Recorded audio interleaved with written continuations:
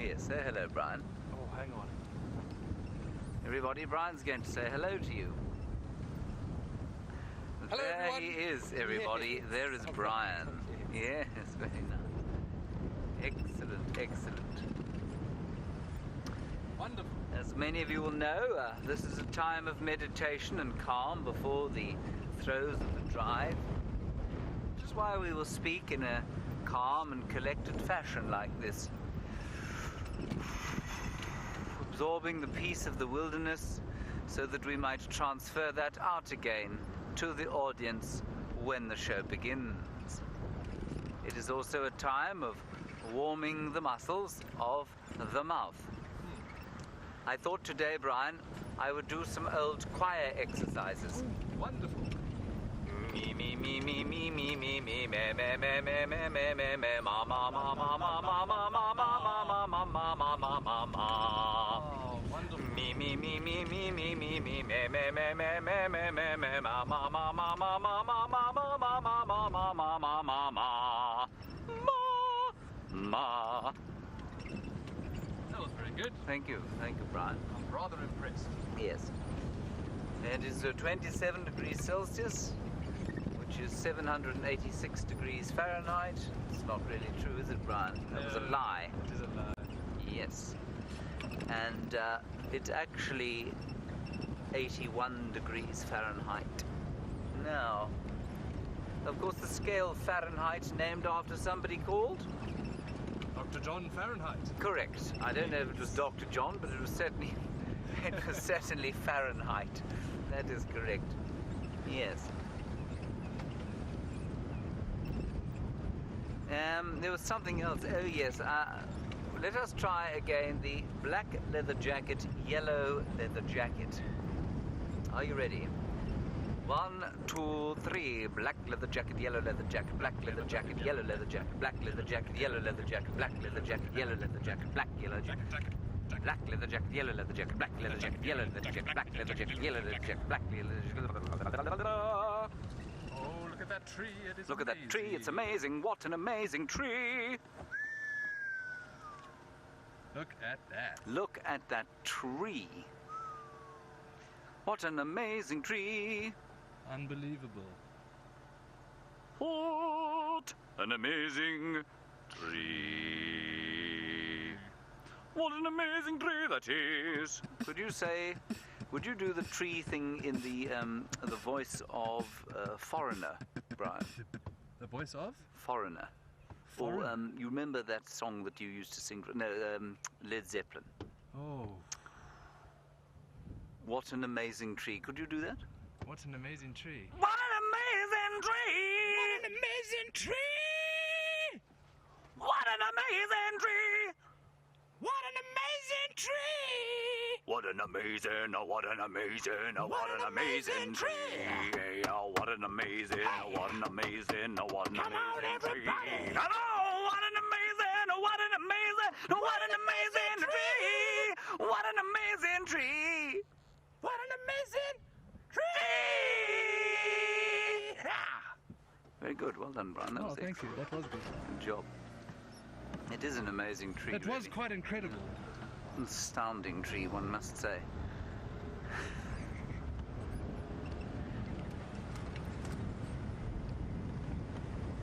Right, I feel my voice is now warmed up. Slightly rasped. Slightly raw, in fact, yes. Look at this amazing tree, Brian. That would be ideal for a time lapse. Ooh, yes. Yes. We won't sing What an Amazing Tree for a time lapse in the voice of Led Zeppelin again, will we? Maybe. Yes. You never know what the future Unfortunately, holds. yes, but just there are only 15 seconds left of our little pre-show here, everybody. And so, goodbye. This program features live coverage of an African safari and may include animal kills and carcasses. Viewer discretion is advised.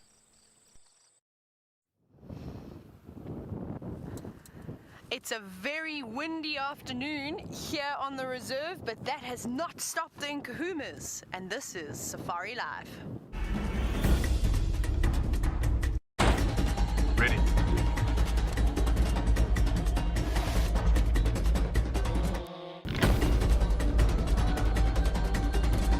by.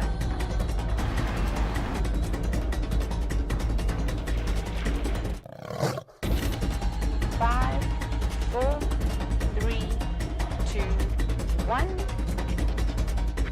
You are live, you are live.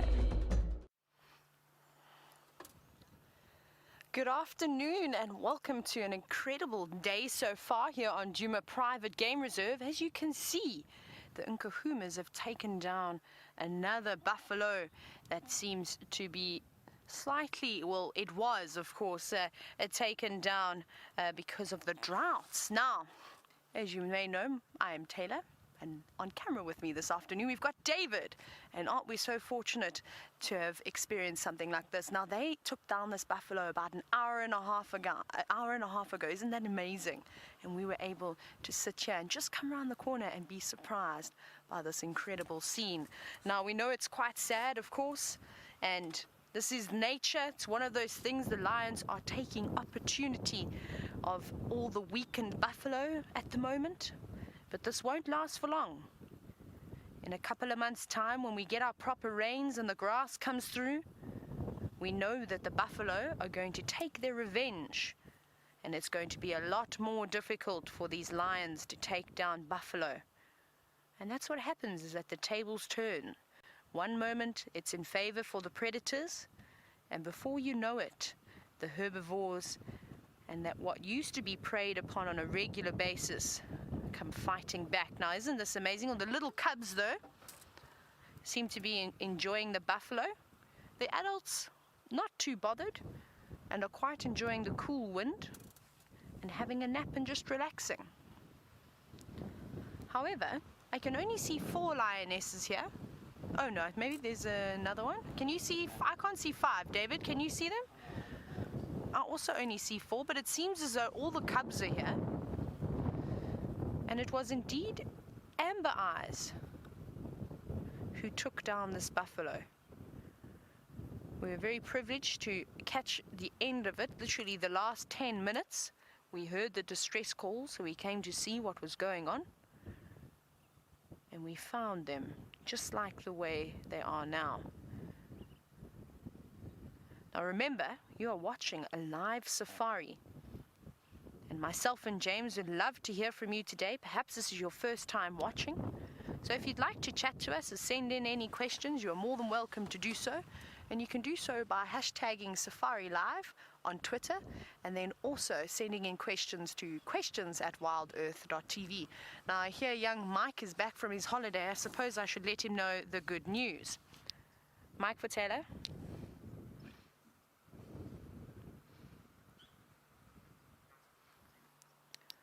Welcome back. The Nkuhumas have killed another buffalo. It's just myself here. We are at Wahlberg's Twin Dams Junction.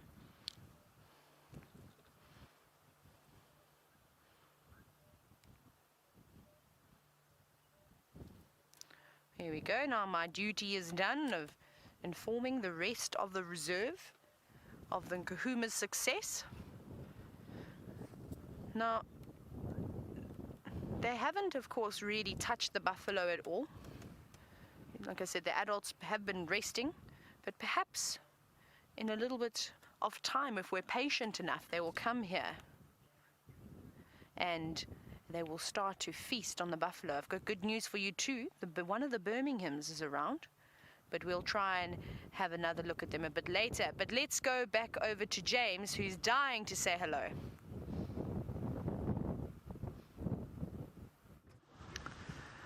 Good afternoon, everybody, and welcome to this end of the Sunset Safari. It is a blustery, chilly day. Well, not chilly, it's actually quite warm at the moment. A beautiful herd of wildebeest, a sight that we're not going to see for too much longer because rain has come all the way to the Western Kruger, and so these herds are going to spread out now. I'm just going to turn the game drive radio down. Oh, that's very nice in my ear now. My name is James Hendry. On camera today, Brian Led Zeppelin, the mustachioed woodland thumb, Joubert. Well done. Good. Now, what we're going to do is head very fast over to Cheetah Plains, well, at a relatively quick speed, in an attempt to see I think it was 12 wild dogs there that were there. An unusual agglomeration of 3 or 4 different packs that have come together and formed one pack. Now, they were on the northern border of cheetah plains down this road. They may have gone into Nkoro. I'm not entirely sure. I think it's worth just having a quick run down there. Then we're going to come back and see if we can't find Karula. And, of course, you've been with Taylor and that incredible Nkahuma buffalo killer Pride. And we had an amazing time watching them just after lunch today, didn't we, Brian? We did. Yes.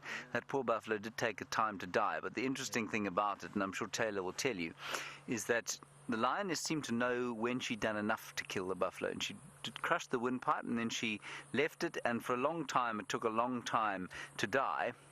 But then it died on its own after about sort of 20 minutes of sort of gasping for breath, and then it died. It was quite disturbing to watch, of course. There's just a vehicle in front of us, so we're going to move out of the way. While we do that, just to let you know, of course, we are completely live. Please do talk to us. Hashtag SafariLive, questions@wildearth.tv. We'll do our best to answer any questions you have, address any comments you might wish to direct at us, and let's have a chat about Africa on this gorgeous, it's Thursday today, isn't it? Thursday afternoon. It's very difficult for us to tell what day of the week it is, of course. And we'll hopefully have an action-packed afternoon. Now, we're going to head straight back to Taylor and the Lions. We're going through a dodgy signal area. Hopefully I'll see you again with some dogs. Tally-ho! Isn't that exciting if James gets it right and manages to catch the wild dogs? That'll be fantastic. It seems as though we may have a good afternoon ahead of us. Now you can see a couple of the little cubs have got sort of, it looks like they're wearing lipstick this afternoon. And something that we see quite often is, well, that we know that they're not strong enough yet to open up that carcass. So they're not covered in blood. Like when the adults go in and do open up the stomach cavity, those little ones will climb inside, and they're small enough to reach all the incredible little bits. And it seems as though they were just eating around the very sensitive area on that male buffalo. And now they've full bellies. And some of them have gone back to the adults to have a groom. Seems as though that lioness has had enough, though. And you can see they're not fat. So they're looking on the lean side. So hopefully they will start to eat. And it is lovely and cool here this afternoon. We're suspecting some rain. Hopefully by this afternoon. Now, Miss Orr, you're wondering why the lions killed a buffalo if they're not hungry. Now, lions are opportunistic feeders, and this means that regardless of whether they're on another kill or not, if there's an opportunity to come around to potentially take down an animal, they will do so. Now, the Nkahumas are the exception of the rule when it comes to lions not being very successful hunters. Normally, they say out of every 10 attempts or so, they'll only catch something every 3 times. But they do have an advantage at this time of the year. Because we haven't had much rain and all the grass has disappeared over the last couple of months during the winter months. And now as we come into the last month of spring, we're getting a few downpours of rain. But the animals really are tired, they're hungry, they've exhausted all their fat reserves, and a lot of them are not as strong as what they normally would be during the green season, so when we have a lot of rain and grass. And therefore this makes it sort of an easy capture for the lionesses. For example, it was only the one lioness, it was Amber Eyes, that took down this buffalo all on her own. Now normally that would be quite a difficult thing to do if it was a fit and healthy buffalo. It's not a particularly old one, it's a younger male, possibly only a couple of years old. You can see he hasn't quite developed a big boss just yet. And this is what we've been seeing over the last couple of days, even actually the last few weeks, as these younger buffalo obviously struggling to keep up with the breeding herds and lagging behind. Maybe they were on their way to drink from the Djuma pan, and unfortunately He was just too far behind the rest of the herd, and then kahumas caught up with him. Now, like I said, one of the Birminghams is here. I think it's going to be very difficult for us to get a view for the moment, but it was Mfumo. We did also briefly see Tinyo, but he doesn't seem to be around anymore, so I wonder where he's gone. And what I'm hoping is going to happen is when they are brave enough to come over to the Carcass, I'm hoping that we're going to see a bit of a dispute going on, especially once all the lionesses and all the cubs get up and start to feast on this carcass. But some of the little cubs are not quite ready just yet to wake up. You can see the one that's flapping its paw in the air, though, had an early start. You can see by the red on its face. You need to have a good groom. Looks like it's got a leaf stuck to its face as well. But as the day cools down even more, the wind is blowing quite heavily, like I said earlier. We are expecting rain. I think that these lions are going to wake up and make their move towards the buffalo.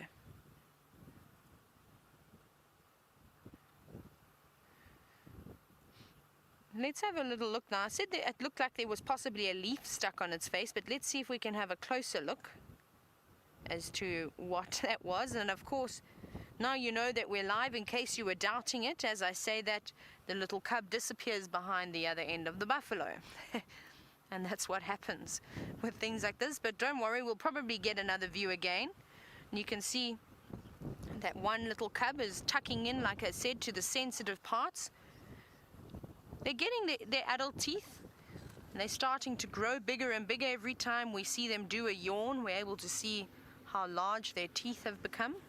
And soon enough, they'll be able to tear open that buffalo hide for themselves instead of having to wait and rely on the adults.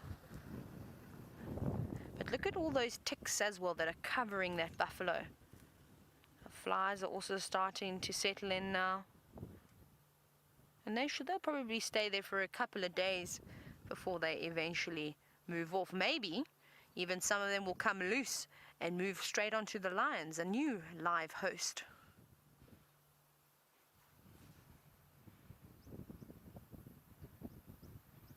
Now, if you were watching a couple of days ago,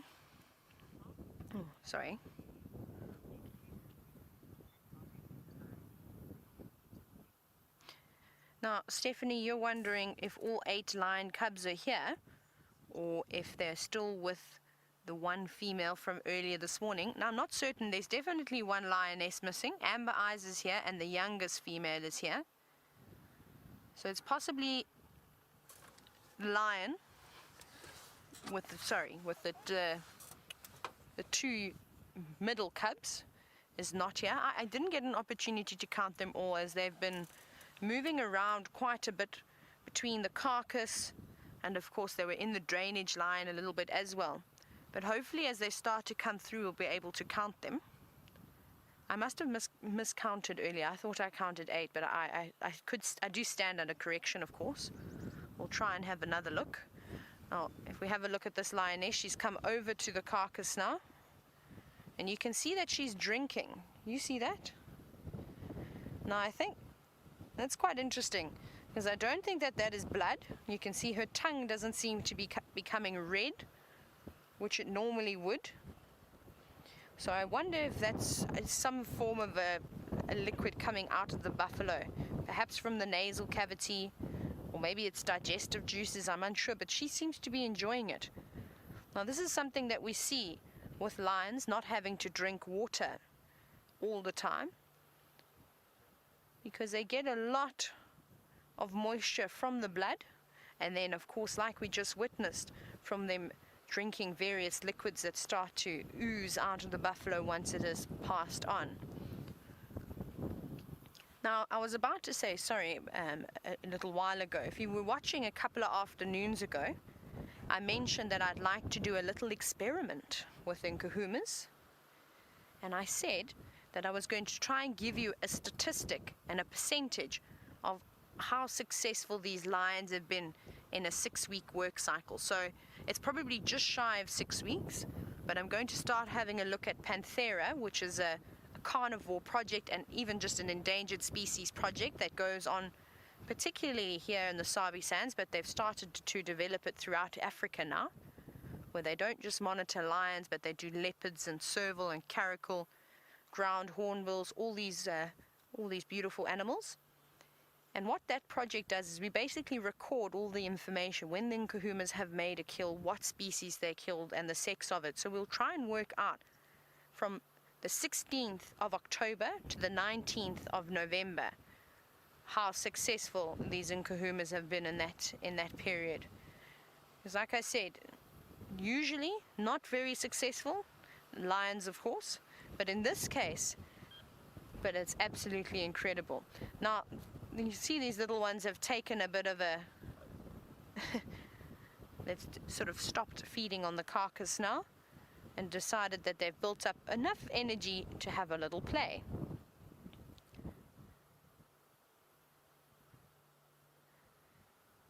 But it's not too serious, not like we normally see them bounding around and around, jumping on top of each other. Perhaps we'll see that a bit later. Now, what is on that cub's chin? I can't work out what on earth that is.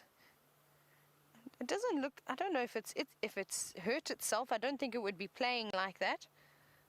Let's see if we can get a better view. No, turn around and look at us for long enough, more than 2 seconds, so we can have a good view. I wonder if it's not just a piece of flesh from the buffalo that's now stuck onto its lip. You see that? Yeah, you see, I was worried at one point that maybe it had been kicked in the face and it had loosened a chunk of flesh, but it doesn't seem that way. It seems as though it's either a leaf that's been covered in blood that's now stuck onto that lion cub's chin, or it's a piece of flesh from when it was feeding on the buffalo. Now you can hear the youngsters having an argument as they're fighting over the one small spot that has already been opened on the buffalo, and this will probably continue until these lionesses open it up.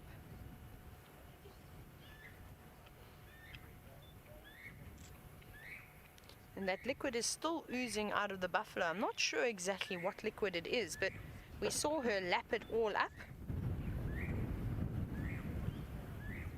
And then she'd finished it. And then since she went over and started biting on the belly, we've now seen that more of that liquid has come pouring out. So it's quite interesting. It must be a digestive juice of some sort that's now leaking through the nasal cavity and perhaps the mouth as well. Very, very interesting. And all the cubs now learning from that lioness and doing exactly what she's just done.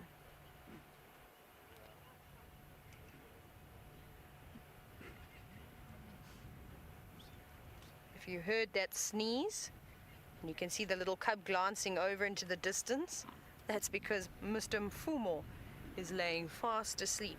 But we'll go and have a view at him at some point. Hopefully once he becomes a little bit more active. And I can tell you now, you're all going to be very surprised as to how well his injury on his face has healed.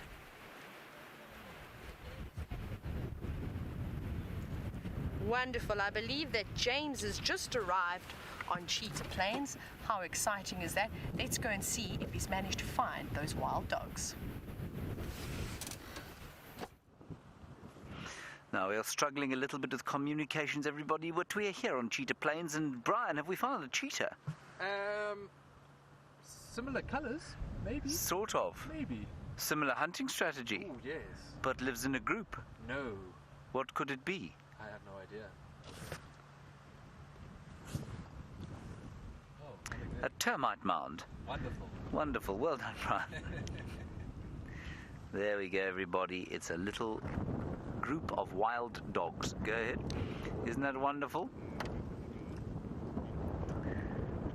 Copy, thanks. That's just Andrew saying we can approach. So, this is this I nearly said herd, pack of wild dogs. We think there are 12 of them. Not sure what they're going to do today. I'm quite surprised that they're still here because it's been a relatively cool day. But here we have them. I've only seen 3 so far. I heard that there were 12. I heard that there were 12. No, man, I'm talking rubbish. There are 3 here, but there have been 12. There were 12, I think. No, there are more than 3 here. There are 12 here. Wonderful. It is them. Okay, let's stop here to begin with. Oops, let me put the gear in. Okay, so we've got them there under the tree, Brian. Let's try and count them as the smell of wet dog and dog dung assails our nostrils. There we have 1, 2, 3, 4, 5, 6, 7, 8, 9. Is that it? There must be another 3 around here. I think maybe behind the tree. Anyway, at least 9 of them. And I got to tell you, the smell, we've parked in an extremely bad area here. The smell is coming basically straight over the top of them into us. And what's interesting there, as Brian is showing you, is that that is a collar, obviously. And the collar comes from a pack, apparently called the Ngala pack. Now, Ngala is where I, of course, cut my bush teeth. And apparently the 2 collared animals here, and the 2 collared animals are, I was going to say something of vital importance, they're from the Ngala pack, that's right. And I think that they're from a generation that was born 2 years ago, so I think they're about 2 years old or so. They've come down here. They were known as the Ngala breakaways for a while. Then there's some from the Manyaleti pack, apparently. Now, I don't know, we don't know them. I don't think any of us have seen them before. I'm just going to move around a little bit. We'll see if we can't get a slightly better view of how many there are and get ourselves out of the firing line of the wind. That is a fantastic sight of a lot of dogs. Ha! Isn't that cool? Shall we count them again? There's 6 in front here. And then 1, 2, 3, 4, 5. I can see at least 11 dogs.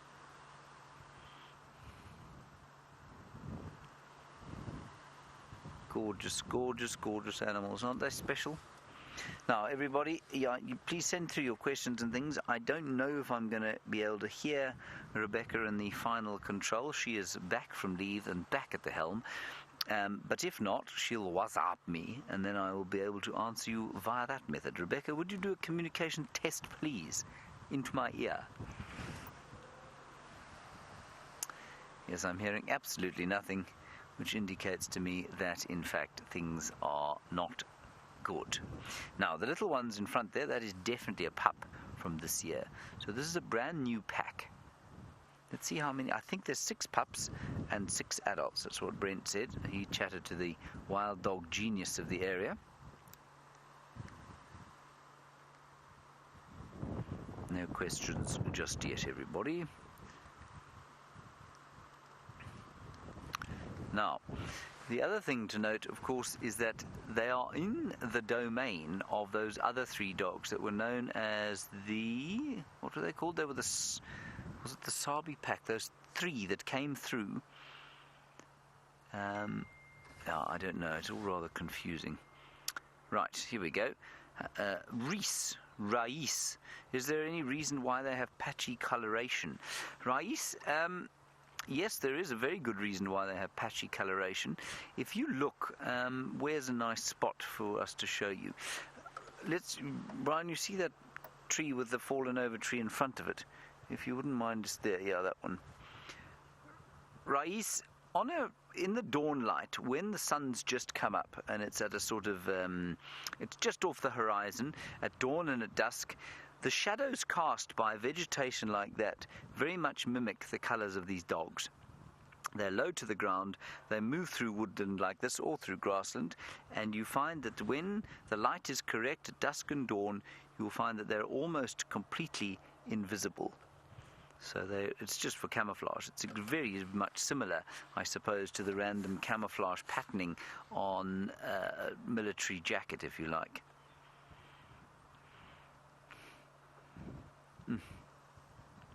Now, I don't think they're going to move a huge amount while we're here. I'm not sure how long we're going to be able to stay, but I think it's definitely worth spending a little bit of time with them. And then we'll press on and see what else we can see. They look pretty fat to me. If you look at that one there that's panting away, he's got quite a fat belly.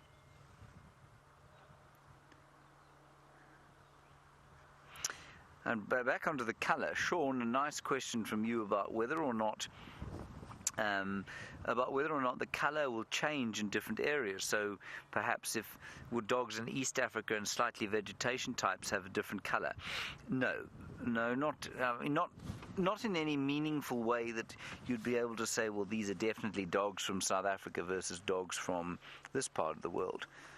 They all look pretty similar, but every dog, of course, has a unique pattern, and the only obvious variation sometimes is that they all have white tails. Every single one of them has a white tip to the tail, bar probably 1 in 100 or so has got a black tip to the tail. I've seen 2 in my time that have got black tips to their tail. I'm just quickly going to talk on the Game Drive radio stations. I can broadcast from where I'm sitting with this pack, but I'm afraid I can't copy unless you're close by. So if you're trying to get hold of me, animals are still static, same place, one station here. I'm not sure how many are responding. I'm just trying to help 1 or 2 guys decide whether to come into the sighting or not. For those of you who are new viewers, first of all, welcome. Lovely to have you with us. And all I'm doing there, we're in an area where there are lots of safari lodges. And on those safari lodges, of course, people have just gone out and game drive. They've had a delicious cup of tea or coffee, probably a healthy slice of delicious cake. And now they're out on game drive and they're coming to sightings like this and the sightings you've had with Taylor. Right, we have another question coming through. Now this is of course a very, very good question for those of you who have never seen wild dogs before, from Greg, asking about whether or not, or how you tell the hierarchy here and if there is one. Greg, it's exactly the same as a wolf pack. So we get a situation where there's an alpha male and an alpha female. The hunt is led by the alpha male, and the alpha female sort of follows him. Sometimes she leads the hunt. It can depend. Then, the key thing, Greg, you can't really tell until they're up and they're moving. When they're up and moving, you can definitely tell who the alpha pair is. When they're mating, obviously you can tell who the alpha pair is. It's exactly the same as a wolf pack, where only the alpha pair will breed. Sometimes the beta pair does, and sometimes those pups survive, but normally it's just the alpha pair.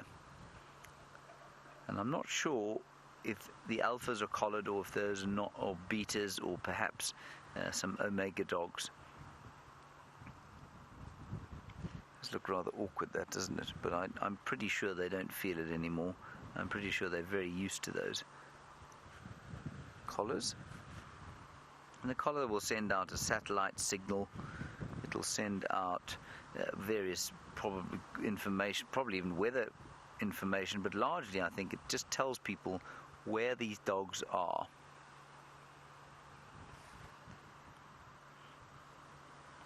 And they do like to have a heavy sleep, a bit like the lions.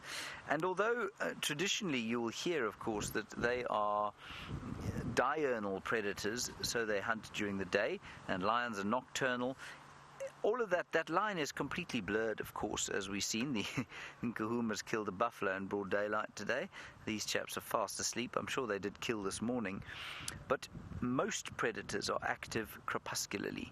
It's just which side of crepuscular they are. So crepuscular means active day, at least at dawn and dusk. And these chaps are active largely sort of as it gets light.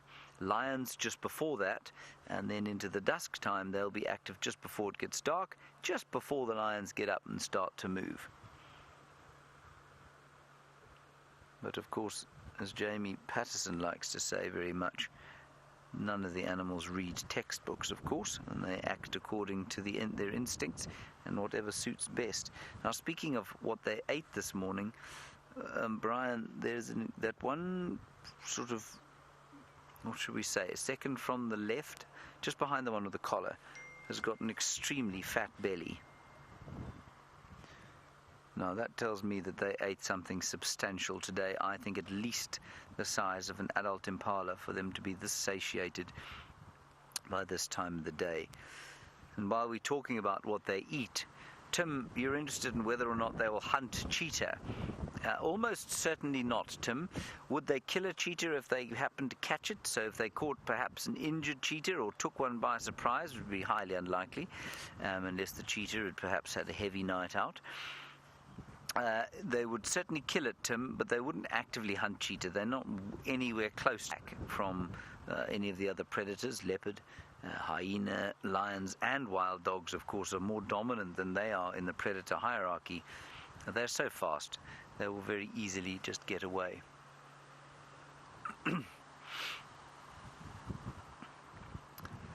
a gorgeous, gorgeous sighting as the wind goes blowing in from the southeast. We're supposed to have rain today, but today no rain so far. Gorgeous carpet of dogs. I'm just going to go back to the first question we had while we watch those clouds scudding through the sky. I do like the term scudding clouds, don't you, Brian? Yeah, it's very nice. You can see how strongly the southeaster is blowing. And while we look at that, Rais, I just want to go back to your question, if you don't mind. The patchy coloration, I mean, I said during dusk and dawn, of course, when the sun shines. But when we got here, Brian didn't see them at all. I didn't see them at all initially. And then we only saw 3. And yet there were 12 lying here. So from a bit of a distance, they really are very obviously or very unobviously coloured. And that one's just calling now. It's going wee, wee, wee, before it lies down. Now, obviously, the most clear thing about that sighting we've just had is the size of those ears. Now, Scott Dyson, who used to work with us here, I think explained very nicely why they have such big ears. I'd certainly never read it before, but maybe that's because I haven't read it widely enough. But he said they've got those enormous ears, of course, not for hunting of their prey, but for them to hear each other when they're hunting. And they let out these loud whooping calls. It's the most fantastic thing to hear when they're trying to get hold of each other. It's the most amazing sound. I'm not going to try and do it too loudly, A, because that dog will probably think I'm an idiot, and B, because, well, there's a game drive vehicle full of guests behind me, and they will definitely think I'm an idiot. And it just leads on to the discussion of when we watch them hunt.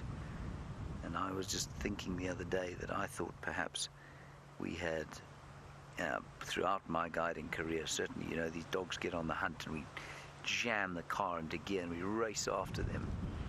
And the other day I suddenly stopped and thought to myself, hang on a second. If they've got such big ears like that, surely with us racing next to them, we are disturbing those hunts. And I've now come to the conclusion that we should hang back. And of course we will hopefully soon be using a drone a little bit more often, but we haven't often seen them kill out here live. We've certainly seen them eat, but to catch them killing, I think is a little bit difficult if you are chasing them through the woodland, crashing over trees and revving the engines, etc. I'll look at this play now. Alrighty, we're going to see what unfolds here. Rebecca via WhatsApp says that we're going to go back to T-Bomb and the inimitable Nkahuma Pride.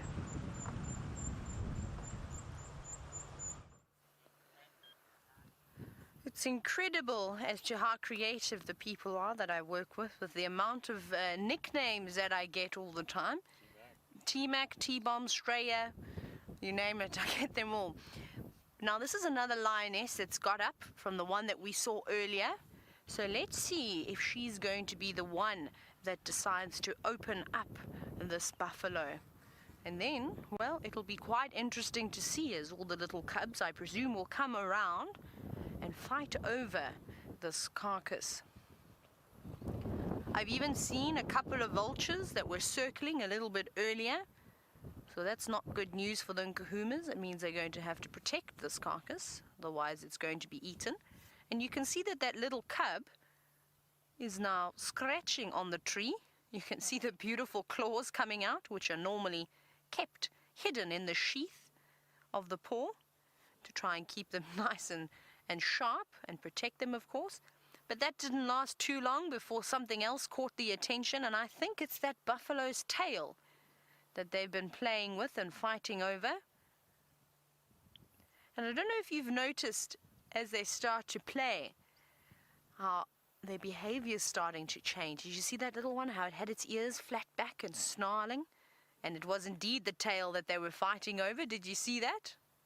Let's see if they're going to keep pulling it. Now, it's obviously difficult for them to play with it, especially when it's still attached to the buffalo. They're very entertained with something back that side. Now, I would love to go around, but unfortunately there's so many thick trees that you can see that I don't think we'll get a very good view. So I think for the moment we've got the best spot in the house, and I think we will hold our ground here so that nobody takes it. I, of course, want the best view for all of you watching.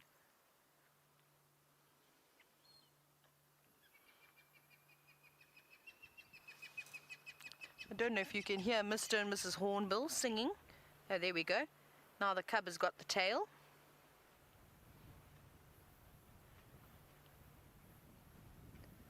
And unlike us as children, and I was actually talking about this the other day, how I was given plastic containers or Tupperware and boxes to play with because that was my favorite thing.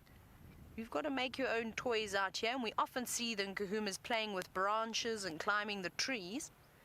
But when there's an opportunity to play with a buffalo's tail, I think that choose that over and over again.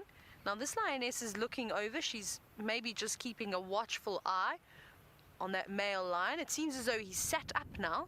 I don't know if we'll get a view. Should I go back for you, David? Let's quickly go and say hello to Mr. Mfumo. Maybe he's going to come over. But like I said, you're going to be so surprised when you see how wonderful he's looking. Now, it feels as though it's been years since I last saw the Birminghams. Of course, it hasn't been years, but when I saw Tinyo this earlier today and Mfumo, they just look like they've grown. Their manes are starting to darken, but maybe you'll be able to decide for yourselves. Hello, boy. Here he is. And look at that. Oh, big yawn for us. Oh, lovely. Look at his face. Can you believe that big gaping hole that was once there is now healed up to just a small little gash? And it's hardly leaving a real scar. That's incredible. Now he's waking up. I wonder if his next move isn't going to be perhaps around to where the carcass is. And of course, don't we just love it when they scratch themselves and they find the right spot? Look at that beautiful teeth. You can see he's still a young boy. But you'll see, if we get to see Tinyo wherever he may be, wherever he is gone, his mane is gone very dark and very black.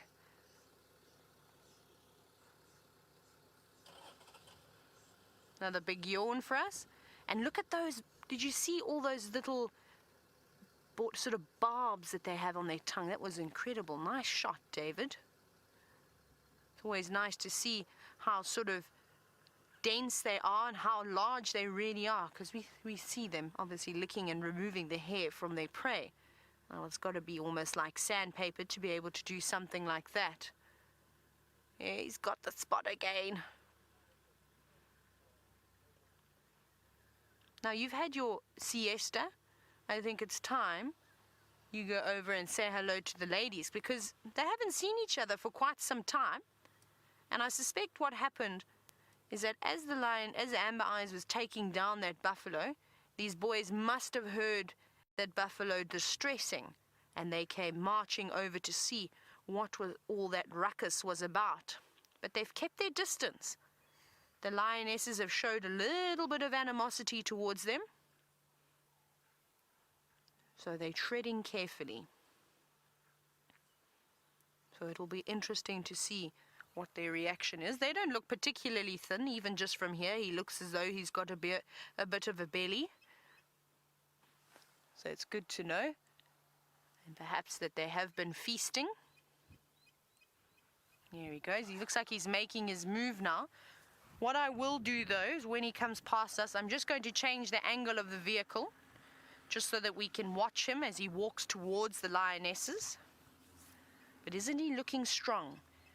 They really look like they're developing nice muscle around their shoulders now. He's just marking his territory. Let's try and get a better spot. We're going to try and sneak in this gap. There's some other vehicles that have arrived. Now, I suspect that we won't be able to stay here for too long. Probably only another, maybe we can push it to about 10 minutes. But that's fine. We'll let everybody else come through and we'll come back. I'm just going to go forward here. Hi, big boy. The reason being is because we want to get a good view as he approaches these two lionesses, which intentionally moved out and laid in the spot when they saw him approaching earlier. Now let's see what happens. Oh, that little cub is very excited. We know how much they love the Birminghams, and I'm always impressed by the behavior of the Birminghams with the cubs. They're very, very tolerant of them. But you see, being submissive, you see that ducking its head, coming in low, which is very clever of the cub. But be careful. Oh, there we go. They're actually lovely boys in the sense that they seem to be very good fathers, which is not common with the male lions. There he goes. He's marking his territory, as they haven't been around here for a couple of days, just making their presence known again. Look at those little cubs looking up to their dad, so proud. And of course now we want to play with you.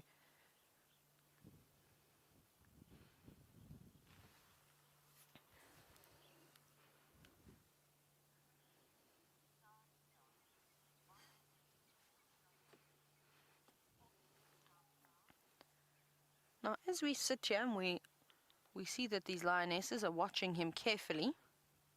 Star, you were wondering, why don't the lionesses want this male lion to eat? So that's not really the case with what's going on over here. Is often when the male lions come through, because of their size, they charge through and they will take over and try and dominate on a kill, which is obviously not great, because most of the time it's the lionesses that are doing the hunting. Of course the boys help out, but these boys haven't been around, so they had nothing to do with bringing down of this buffalo. And it seems as though this male is sort of respecting that. He's been edging closer, just moving slightly, sort of just trying to gain the trust again of the lionesses. We've seen, and over the past, I think it was about the past 2-3 weeks, we saw a bit of disputes happening between the lionesses and the two Birmingham boys, and then again between Tinyo and Mfumo, as they were mating with the youngest lioness and Amber Eyes. But Mfumo seems to be, if I can say this, the nicer of the two boys. His attitude seems to be a lot more calm, a lot more relaxed. He tries quite hard with the Nkahuma females. I have to agree with you, Liz. Liz says that she thinks that the females tolerate Mr. Mfumo more over the other Birminghams, and I do, and I think it's because he puts effort in. And we don't normally see this with the females, but he makes a concerted effort to go up. He greets them. He doesn't just come charging in and race over to the kill and start feasting. Look at the respect that he's showing these lionesses. You saw the distance that he was at. Remember, we got here earlier today. And when they came over, they stopped probably about 5 or 6 times from 100 meters and started itching their way forward. And then he laid in the distance and waited. And now he's approached even closer. And, sorry, I'm just looking behind me quickly. And now he's sitting there waiting as well. And it'll be nice to see if he does get up and perhaps go over to those lions and nudge heads with them. And even just his behavior with the cubs. We see Mr. Tinyo, he's not too bad either, but he does get a bit grouchy and grumpy sometimes. Where Mfumo doesn't mind if the cubs jump on his head and on his back and bite his tail. I can tell you from what I've experienced with other male lions, this is the first I've ever seen them being so tolerant. The Charleston males, which I often talk about from down in the south of the Sabi Sand, are horrible towards the cubs. They're constantly fighting. As soon as the cubs approach them, they growl or take a swipe at them, and then all the lionesses get up and try and chase the males away, and it ends up in big arguments, and it happens every single time. But perhaps it's because they're young boys and they don't know. Maybe they've been bullied by these females, which is a great thing, I think. In terms, instead of being those big boisterous lions like males have that reputation, and like I said, I've seen it my whole life. Maybe they're just young enough that these females are really showing them who the bosses are, and strength, of course, comes in numbers. So it would be very silly of him to try and hurt one of these cubs, whether it was by accident or just out of frustration or on purpose, and to have 5 lionesses turn around and come at you. He would get himself in a little bit of trouble. Even though he's bigger than them, he'd probably come out with his tail between his legs. So I think he's very cautious. And I'm really impressed with these Birminghams now. When I first arrived, I thought, oh, they're not proper lions. And I forgot how young they were. But just in the past 2 months, I've definitely seen a change in the darkness of the mane, muscle build-up.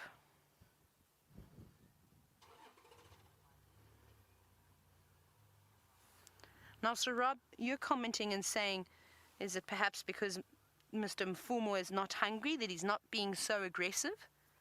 I've seen it when they were even thin, and him approaching a carcass, and it doesn't just come racing in and chasing the females off like normally male lions will do. So I don't know, I think they've just got a different temperament. Well, he has got a different temperament, and I don't know what has caused that. Maybe it's genetics, maybe, like I said, maybe it's the fact that he's outnumbered big time here, 5 females versus just him. He seems to be the one that hangs around with the Nkuhumas the most, and of course Mr. Tinyo comes in at second, just popping his head in every now and then. But he looks like he's completely moved off. He's not here anymore, I don't think. I've had a good look around. So perhaps he's gone off to do a territorial patrol and he's left Mfumo here. And now we're going to watch. Let's see what his reaction is. He hasn't seen these cubs for a couple of days now.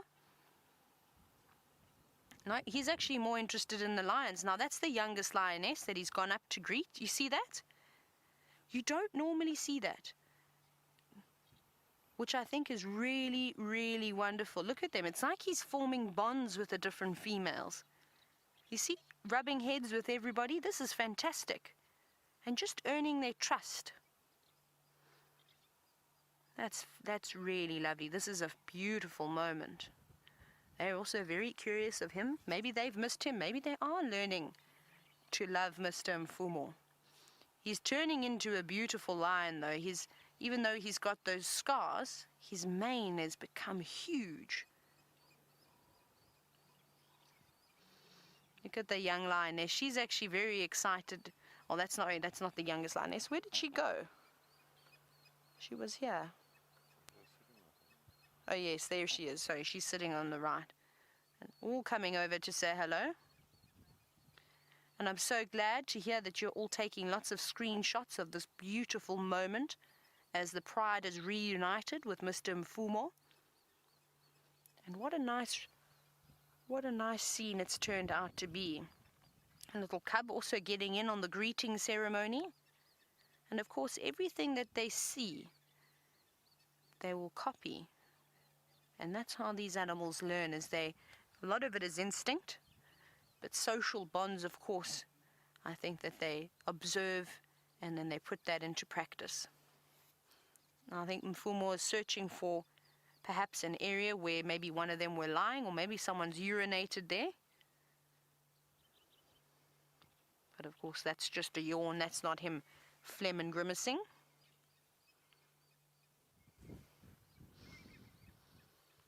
But now we'll wait and see what his next move is.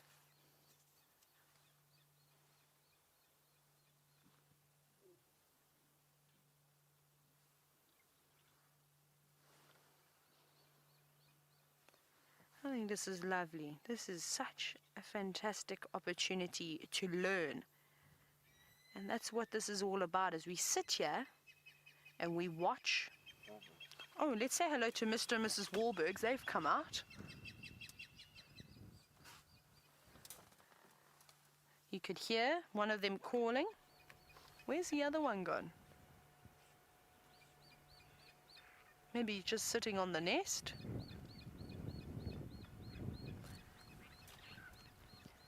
Now, if you're wondering who the Wahlbergs are, these are one of the smaller eagles that we see in the area. And they're also migratory, so they only come here in our summer months to nest, or sort of in spring really, when as soon as it warms up. And this is a pair that I believe we've been following for quite some time, and they're very unique because they are pale morphs. So typically they are the color, the entire body is the color of their wings, but you can see those lovely blonde feathers coming through. And we think that they've either had a chick or perhaps two chicks. Not sure just yet. It's difficult to try and see inside that nest. Oh, you know what I'm going to do, David? I'm going to reposition because I can see the other one sitting on top of the nest. So not that one on the right. Either she's down on the one below in the fork of the tree, which makes it quite difficult. So let's reposition so I can show you a little bit more. Exciting. There's so much to look around this afternoon, not just the lions, but of course. Let's have a look here. Let's see if we can get another view.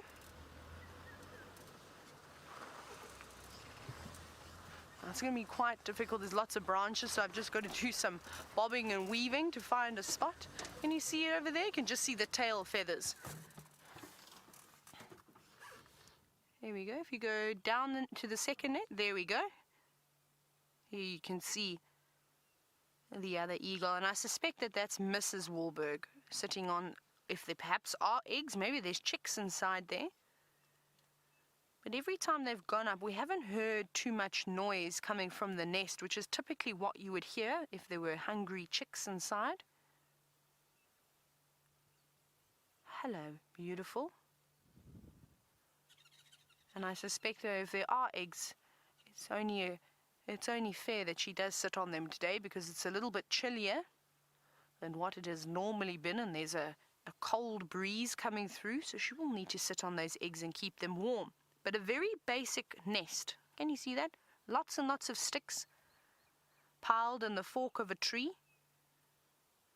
And they'll reuse these nests over and over, and every year they keep building them to make them stronger. But this is a relatively small nest. If you see some of the nests from the other eagles, my goodness, they can be a couple of feet long, a couple of feet wide. They're very impressive, but they all make these beautiful platform nests either on the top of the tree, or if there's a fork big enough, depending on their size, they'll make it in the fork of the tree. But look how windy it is up there. You can see the branches in the background blowing, and of course her feathers ruffling quite a bit in the wind. That's wonderful. But let's go have another look at the lions, just because I'm worried that we're going to have to leave the sighting shortly. Let's go see if anybody's feeding on the carcass.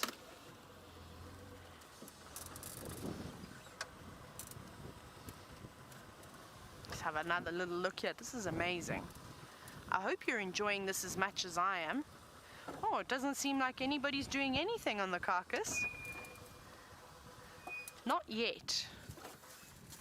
But there's no rush. Oh, it's just one of the little ones is having a bath. Oh, it's my favorite little girl who's getting all cleaned up. And she does seem to be a bit of a dirty cub. Every time I see her, she's either got leaves and grass stuck on her, or she's got a bit of mud on her paws, or at the moment she's been feasting on the buffalo and playing near the tail. So it wouldn't surprise me if she's been covered in a bit of buffalo feces. And obviously Mom is not too impressed with that. And I don't blame her. You can't go out in public looking all dirty like that. You're a little princess. You've got to be nice and clean. But I think her ear is looking better. Now, we were chatting about it, and I don't think it's flopping as much. It's still obviously quite swollen, and I think that's what's causing the ear to flop, is the fact that the tissue is all swollen, creating that ear to become quite heavy and then dropping down. So we'll see as this mange clears up. She's looking good. Perhaps so will her ear. Oh, big stretch. Here we go.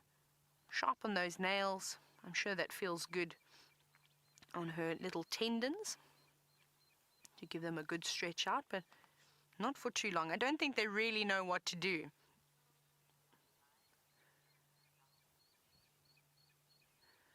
Wonderful. I think what we're going to do is we're going to leave the Nkahooms now. I think there's a couple of guides that want to come on in, but we'll come back a little bit later. Perhaps they'll go for a drink, so keep an eye on the dam camp. Let's go see what else we can find, and let's go see how those wild dogs are doing.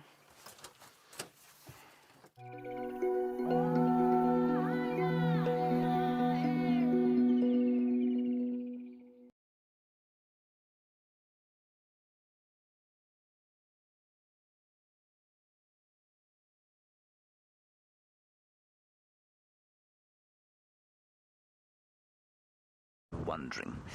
Now, there we have one wild dog eating another wild dog's foot.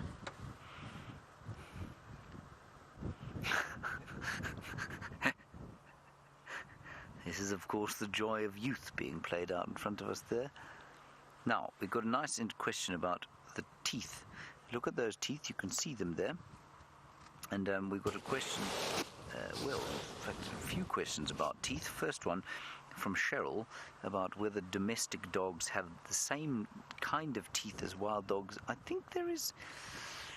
Cheryl, I don't know for sure, and I mean, I've got a book that would tell me back at the camp, but I don't know now. I think that there is a slight difference, and I think if I remember correctly, the wild dogs have got one extra molar or premolar. I think that's what the case is there.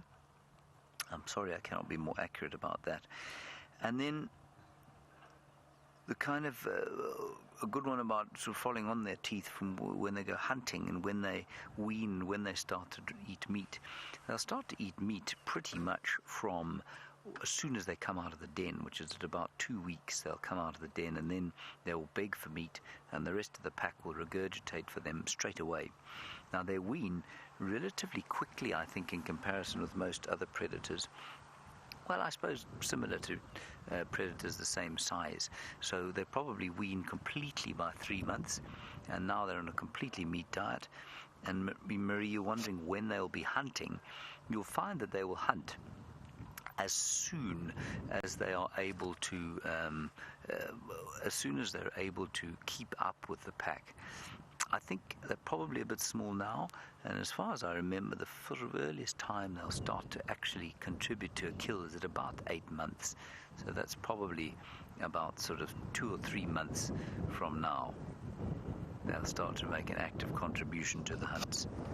But you can see that those 6 adults are managing to do a very good job, superb job, keeping everybody full. And the obvious question also to ask is how closely related to domestic dogs are wild dogs? And the answer is not very. They're in a different genus, but there is a school of thought that says perhaps they shouldn't be. Perhaps they are actually more closely related to domestic dogs than we think they are. And they're actually quite closely related to jackals and to not coyotes. I suppose coyotes would be a North American version, but they're not distantly related. I don't as far as I understand it, interbreeding would be completely impossible. And so they're not closely enough related for there to be interbreeding. I used to give, my answer to that question used to be that no, they're completely different. They're in a different genus, which means that they are, that they couldn't interbreed at all. There would be no possible chance. And, they're completely different animals. But it would seem, the difference between one species and another and one genus and another is difficult. And it's not clear cut. It's often a kind of continuum. So while we like to pigeonhole animals into different categories, so species and genus and then family, often two species in the same genus can be relatively closely related or relatively distantly related, and it's quite difficult to tell. It's on a continuum. So in a roundabout, long-winded way, they couldn't interbreed with domestic dogs, but they do share the same suite of diseases. They get rabies, they get canine distemper, and contact with domestic dogs is extremely dangerous to wild dogs because they don't have the resistance that domestic dogs do to various diseases. Other thing I just wanted to say to finish the tooth discussion is we're often asked about milk teeth. And milk teeth, of course, apparently all mammals get milk teeth. And these chaps are no different, and I think you'll find that, they've weaned now, so that those teeth that they have, although not very big yet, they are the adult teeth.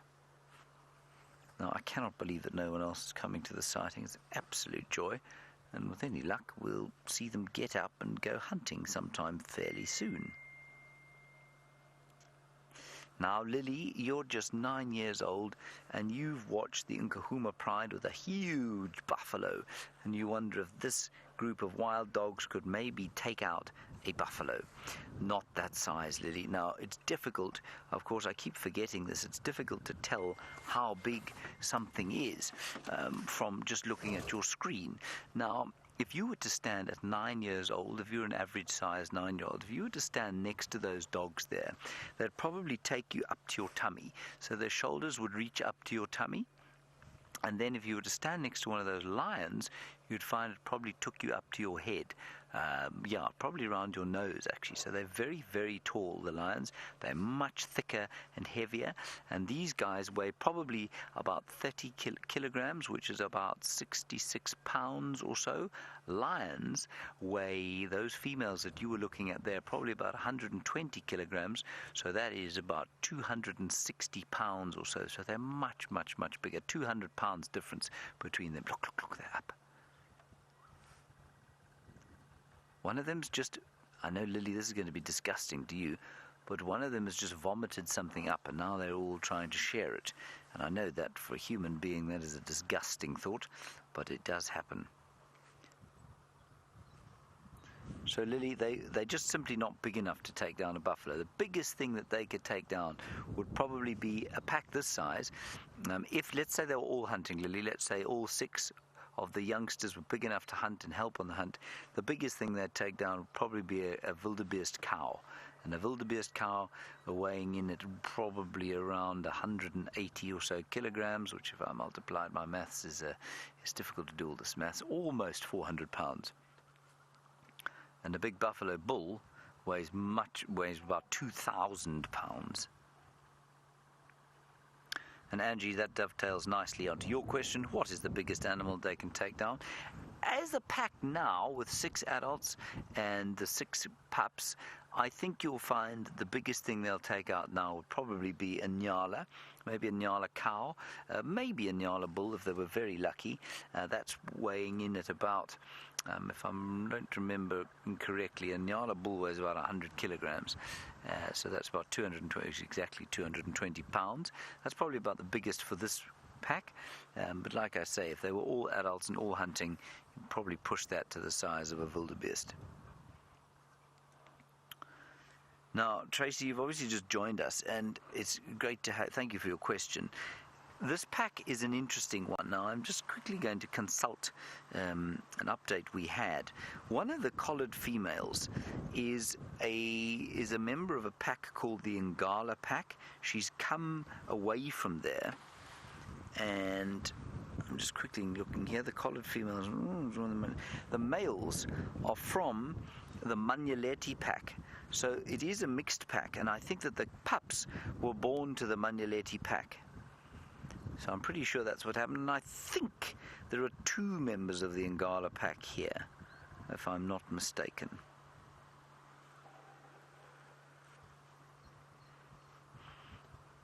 And there, just as the wind kind of dropped a little bit, and the smell, and the sun came out, the smell of the dogs sort of assailed our nostrils. Paul, yeah, it's a good question from you, Paul. How many packs are there in this area? At the moment, there are 4. Now, that's 4 in the Sabi Sand, which is 60,000 hectares, which is roughly times 2.4, Brian, takes us to roughly 160,000 hectares, at least acres or so, 4 packs.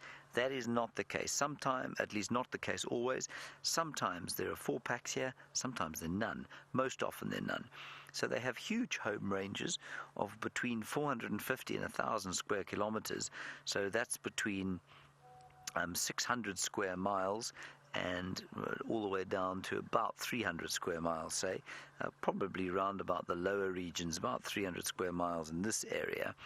And they're not territorial, so they don't like to meet up with other dogs, and they can be quite angry with each other. Sometimes there's a bit of a spat.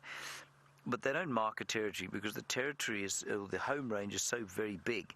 And because they don't exclusively defend and mark a territory, it does sometimes happen that they all come together. And then, you know, the point of that at this time of the year is that this part of the Kruger Park, the western fringes, and specifically the northwestern Sabi Sand, has received good rain compared with the rest of the Sabi Sand. It's attracted a huge number of general game up here, masses of waterbuck, 4 or 5 herds of wildebeest, which is unusual, thousands of impala, lots of buffalo, and that means that the dogs are going to be, obviously, where the prey goes, the predators must follow. Ruth, why they're biting that one dog? They're just playing, Ruth. They're just having a little bit of a play. You know, I quite like to use this analogy, and I used to use it for our own dog, Trubshaw. If you have what is called the law of the instrument, if the only tool you have is a hammer, every problem starts to look like a nail. Well, as far as it applies to dogs, if the only toy you have is your jaws, well, everything then starts to look like something to eat. And that's why dogs and cats use their jaws so much when they're playing. And, well, this one is building a sandcastle. You see that, Brian? That is very impressive. Digging a tunnel, or making a fort, perhaps, underneath that fallen combretum tree. Gorgeous light now, everybody. Right, we're going to stay here. They seem to be getting a little bit more active. One of them's, well, not to put too fine a point on it, he's going to the loo. So before you have to see that, let's head across to Taylor and some spiral-horned kudu.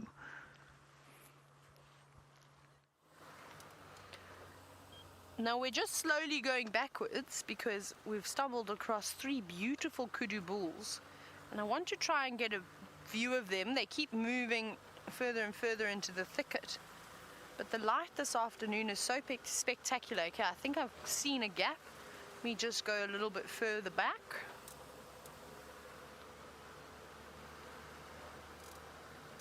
Awesome, I think we're going to get one here. We're just heading towards a mitre drain. Oh, absolutely incredible. Look at that. How beautiful is he with that light coming across onto his mane. I don't know if you call that a mane. David and I were discussing, and David says that you call it chest hair.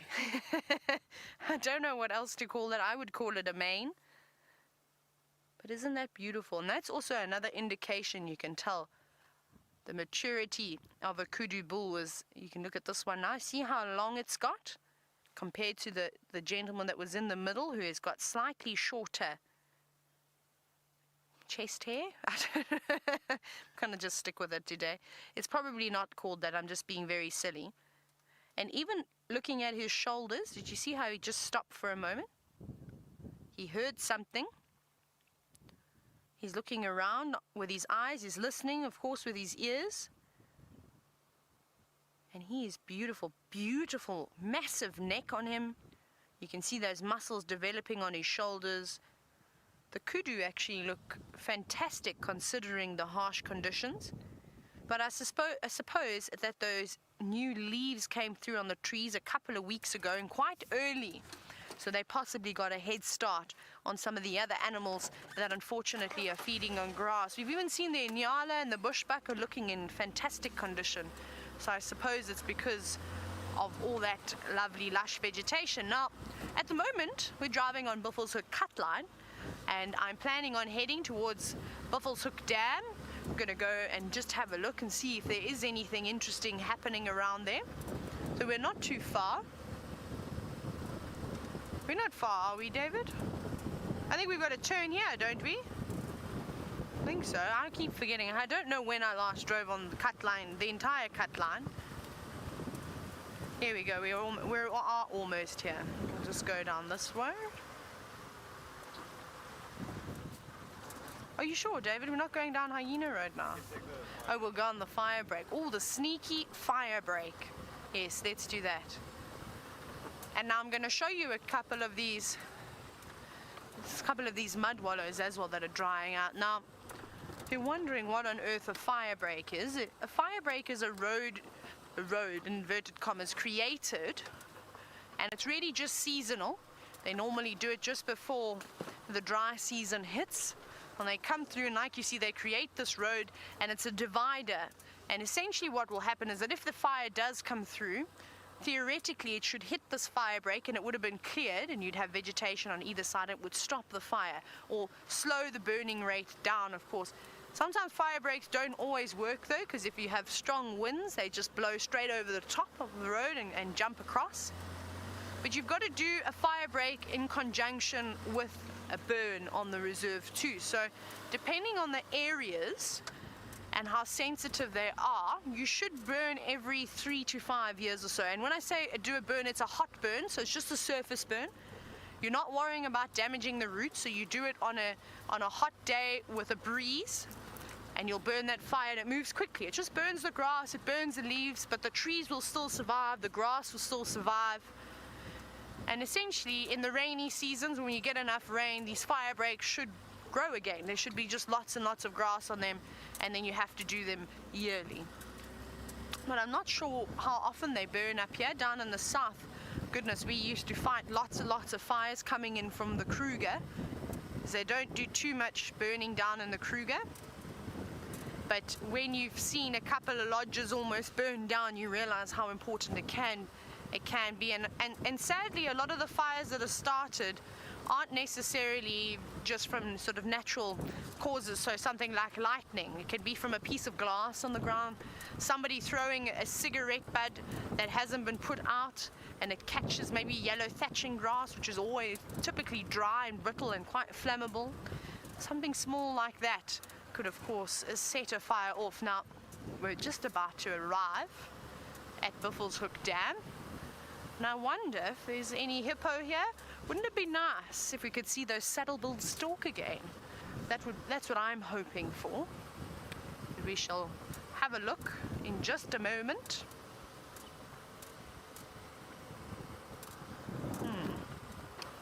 And I wonder what's happening with that buffalo carcass as well, if there's any vultures that have arrived on it.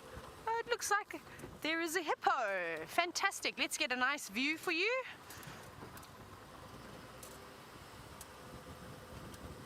I think this spot will do us just perfectly. Here we go.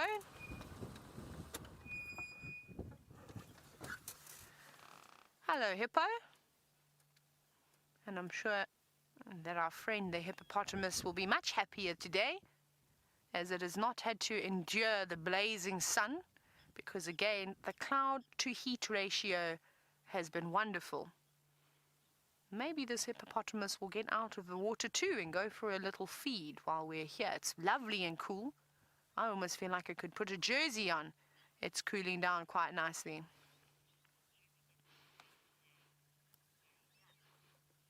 Now, Michelle, you're wondering if we got any rain today, but unfortunately we didn't. However, we were having a dispute in camp. As Kirsty said, we got some rain last night, but we're not sure if she was dreaming about it or not, because no one else saw any rain. I didn't see any puddles on the ground. Rebecca's just fed a question to me. Welcome back again, Rebecca. And she's also just said that Kirsty was definitely dreaming. It must have been a great dream, of course, if there was rain around here. But we're building up to some rain. You saw the big clouds are rolling in. The temperature's now dropped. We've had those excessive hot days. We're holding our thumbs for a thunderstorm. Last night we had a bit of lightning and we got a bit excited and we thought that the rain was going to come down. But sadly, it didn't. But David says 2 days' time, hey David? David says 2 days' time, and we know that he's down, poor Dave. He knows exactly when the rain is going to come, and I think he's the only person to predict rain in the world and be accurate. Let's have another look at our hippopotamus, though. And quite content. And I think we're going to start to see the behavior of these animals just become a little bit happier and a bit more pleasant, because the grass is definitely starting to show. But unfortunately for this hippo, he's still having to travel quite a distance away from this water source to try and find food. It doesn't look like there's actually very much grass growing around at all around the pan. It's just a couple of sprigs that you can see here down in front of us, but not very much at all. You can see a little bit of a green patch, but that wouldn't unfortunately be enough for that hippo. And something that I'd also saw was that this hippopotamus the other day was eating dung and actually eating rhinoceros feces, and they'll eat buffalo feces and elephant feces, especially the ones that they don't digest their food as well. And I thought that was very, very clever, and it also just shows you how desperate these animals are, of course, getting. That they have to resort to feeding on partially digested food. I suppose, though, that's better than eating leaves, which your stomach is not able to digest as well. Now, you can really see how windy it is today, just by all the ripples on the water. So that's good. Let's hope it blows in a storm from the coast. It does look like the weather's actually coming from the east for a change. And I remember when I was guiding down in the south and the wind came from the east and blew the weather in off the coast, we used to get these tropical thunderstorms, which was fantastic. And that would bring about the rain, the amount of rain that we really needed. It doesn't seem as though there's too much else going on here at Buffelshoek Dam, so we'll continue on a little bit further. We'll do a couple of loops and let the guides come and have a look at the Nkuhumas. And like I said, hopefully before the sun goes down, we'll be able to see another one. Let's see if we can get a better angle. Now, Paul, you were commenting and saying that you think it's so hard to imagine that hippos are so dangerous. Let's see if we can get another shot here. And I have to agree with you. I think if you're coming in and you're looking at something like a hippopotamus for the first time, especially when they're sitting in the water like this, so calm and so placid, you can only wonder to yourself, how on earth are these creatures dangerous? I mean, look at them. They look fantastic. They look more pleasant than the lions. But of course, when you come between a hippo and water, that's when you're going to get yourself into a lot of trouble. Now, something has caught my attention, and we know that the smallest things catch my attention, but I've just spotted that buffalo carcass in the distance. And there's a big bird standing next to it. Now, I can't see what it is just yet. Perhaps a woolly-necked stork? It looks like it, doesn't it? I think we need to go over and investigate. What do you think, David? Yeah, let's go and see what's going on up ahead. Bye-bye, hippopotamus. Have a lovely evening. This is exciting. Now, I can already start to get smells from the carcass, which is my favorite, as you all know. And I believe that this morning there wasn't much happening. No signs of vultures.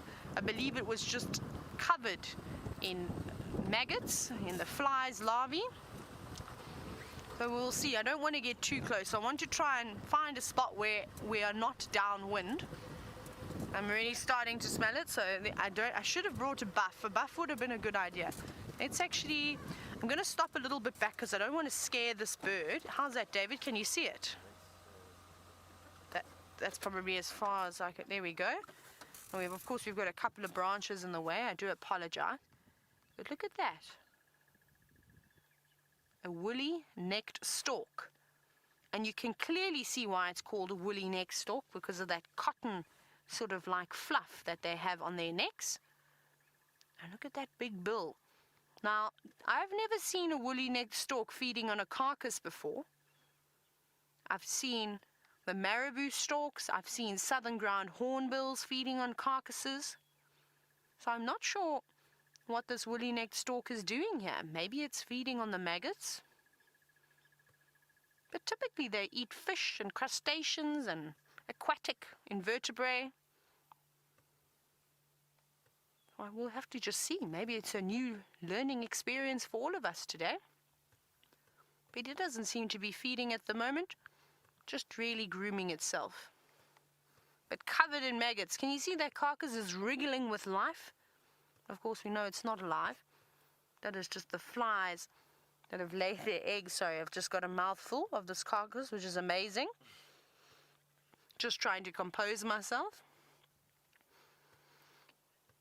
Now, this smell is becoming unbearable. I'm going to have to try and reposition. But we're going to hang around and see what this woolly-necked stork gets up to. But let's go back across to James, who's got those beautifully but sadly endangered species of animals. We're live.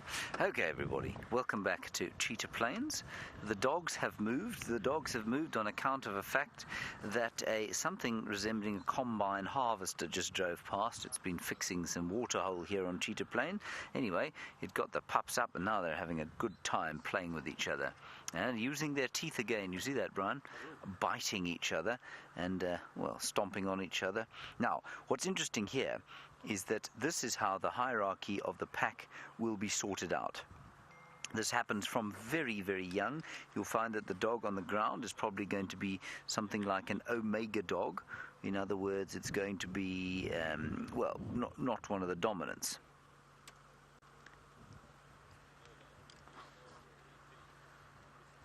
And the one standing above it could easily become the dominant in its new pack. Will probably remain in this pack. I mean, this pack's got some new blood in it now. There are a couple coming past the front. Oh, this is wonderful. Let me just get out the way. Just starting to get active. One or two of the adults lifted their heads, but they're not sort of particularly excited about getting anything going. Isn't that stunning? Look at them.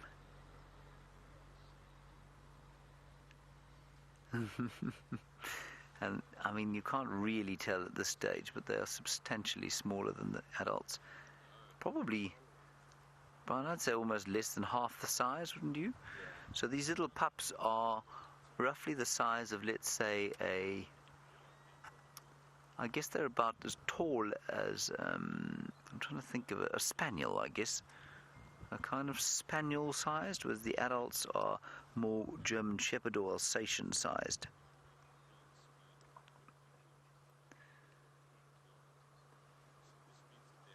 Now, we have a question coming through from Liz. Are the alpha pair the ones with the collars? Liz, as far as I know, I think it's quite randomly that they both have collars, that there are two with collars. One comes from another pack called the Ngala pack. I'm not sure if it's that one or the other one. The other one, I think, is the male from the Manyaleti pack. Now, whether he is the alpha or not, I don't know. It's highly unlikely that the female with the collar is an alpha, as if she's just joined the pack, it's much more likely that she's quite the opposite. She's probably an omega. And then Brian, to the left, you see, I mean, we've been asked all these questions about whether or not they are like domestic dogs or not. Well, these chaps have just watched a vehicle drive past, and a little bit like domestic dogs about to chase the postman, they've been quite interested in the spinning wheels. That's a little male you can see there. There we go. And as we watch them in the flush of their youth, they won't always be in the flush of youth, of course, and we were talking about the hierarchy. Hunter, you're wondering what's going to happen to them when they get a little bit older, and what happens if the alpha dies? Who chooses the next one? Well, dogs live, Hunter, in this area probably for not a great deal longer than 5 years. That's because life's pretty tough for them. Well, they potentially have a lifespan maybe of about 10 if they're very lucky. And then the next alpha or leader of the pack is decided by the next dominant one. So the males will have a hierarchy with a dominant at the top, or an alpha at the top and an omega at the bottom, and then there'll be a beta or second in command, and he will then assume the role of the alpha if the alpha dies. That's normally what happens. That's kind of a generalization. I think you'll find that probably the method by which the new alpha is chosen probably varies quite a lot. There might be a bit of a fight, because without the alpha's very obvious leadership, I think you'll find that there probably does change every so often. And if you do hear the pinging of the phone, everyone, that's just a comment or a communication from the final control coming through. I could make the phone silent, but then I wouldn't know what your questions were coming through, so I apologize for that. We'll just have to deal with the odd ping. Ah, very nice, eating a piece of charcoal. You see that, Brian? Obviously there was a fire here a little while back, and that dog is cleaning his teeth and getting some minerals from some charcoal. How delicious. The light has just become quite a lot nicer as the sun's sort of come out a little as the clouds move in from the south. We're supposed to be having apparently a huge amount of rain in the next few weeks or few days or so, but we were supposed to have rain last night and we didn't have any. Oh, look at the light falling on them now. And so maybe these clouds will continue to break up and there will be that wonderful golden light on them now and possibly in the morning.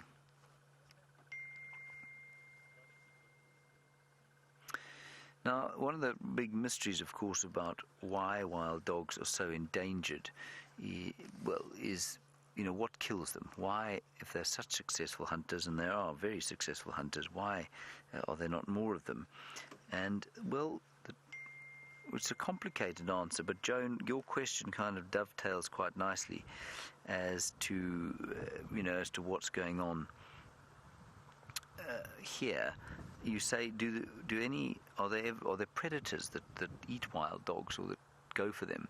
Lions account for an enormous number of wild dog deaths. Lions, of course, will kill all other predators if they can. The thought is that is for competition, but I'm just not sure that I buy that, because I suppose you might describe a wild dog or a leopard as being a slight amount of competition to a lion, but they eat different things. Wild dogs don't eat buffalo in this area. They don't eat giraffe. They don't eat the big things like waterbuck. They hardly ever eat things like zebra. So I'm not sure I buy that. I just think it's that lions and other predators are predators, and so they will kill whatever they can, and sometimes perhaps they kill things that they don't think taste very nice. I'm just not entirely convinced that they only kill for competition, but lions certainly will kill wild dogs. Leopards, the most terrifying experience I ever had in the bush was with leopards and wild dogs. Leopards will try, and if they know that there's a wild dog den, they will often go and investigate it if the adults aren't there, and if the adults are there, that leopard can get into a huge amount of trouble. And certainly the one incident I had with a leopard on the front of the bonnet was directly caused by wild dogs trying to kill it. Now, off to the right-hand side, Brian, we've got some of the adults getting a little bit more active, starting to stretch and get up, as that little one was eating the leaf, of course. And probably what they'll do is much like the lions, I guess, get up, have a yawn, have a stretch, lie down again. But we're getting to the time when they might go hunting. Remember, lions will hunt as it gets dark. And these chaps, just before it gets dark, the sun is dipping towards the west. It's a cloudy day.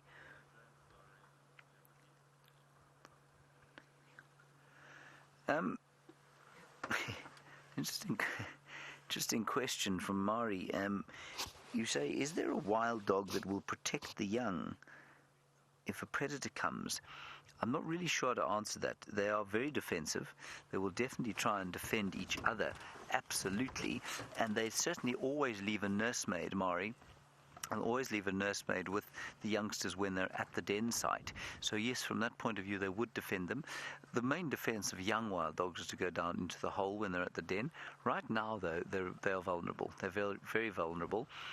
These guys would definitely defend against a leopard. Against a lion, they'd really struggle, because lions, of course, are a huge amount bigger. And yeah, hyenas, absolutely, they'd defend against, and we've seen them taking on hyenas and doing some serious damage to hyenas. They've all lain down again, as predicted, Brian. Sometimes it's nice when your predictions come true, otherwise sometimes it isn't, because you really want them to go hunting. But they're so full-bellied, you know, I'm not sure they're going to do a huge amount of hunting today. There's that very obvious collar.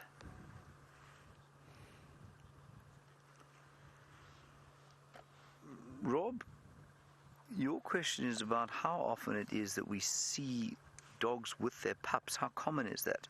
Rob, it's the only time you see the pups, really. You don't often see the pups on their own.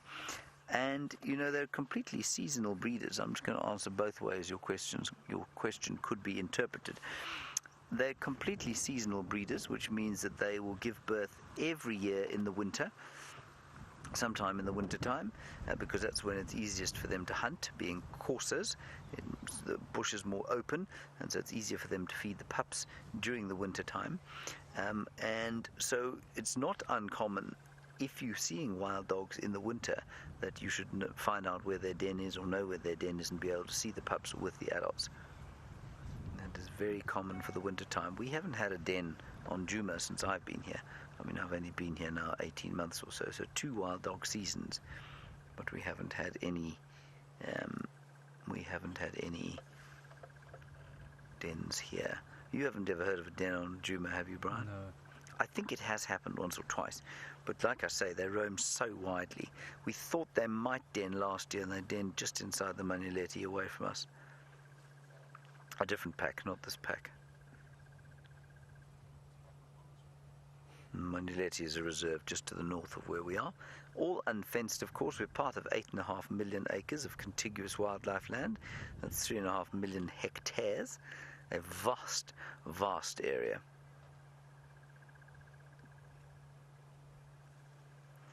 And that light has faded again. You can see the light gets flat. And if those dogs were to go walking through this woodland now, and there happened to be a steenbok or a duiker or some impala or maybe a bushbuck through there, I think that'd be pretty difficult to see. But the adults don't look like they're going nowhere.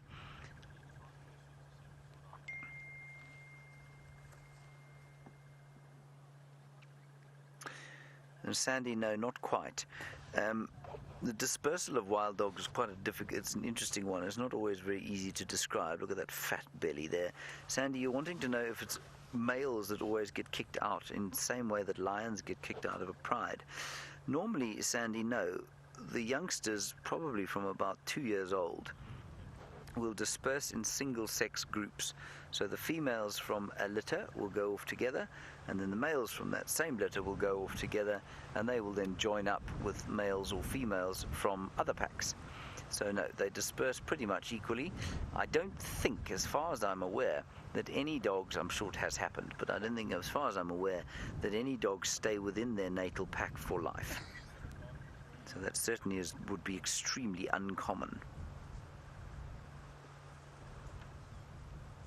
Now they're all starting to settle down, except the 3 in front of us there. Brian, shall I move a bit, or are you happy here? I think we could probably manage here for now. I can't believe we're being able to... I nearly didn't come here today, everyone. I thought there were going to be so many vehicles coming, so I thought it would be terrible. But it's been marvellous. We've now been here more than an hour. Brilliant.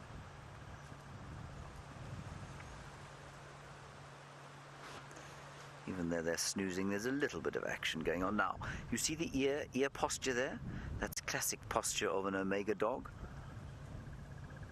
Also a dog who's just folded its ears by mistake. But I think that's that's Omega behavior. And you must watch this with your own dogs. I'm sure many of you have got dogs, and you'll take them to the park and they'll play with other dogs, and you'll put there, look at that. It's so clear.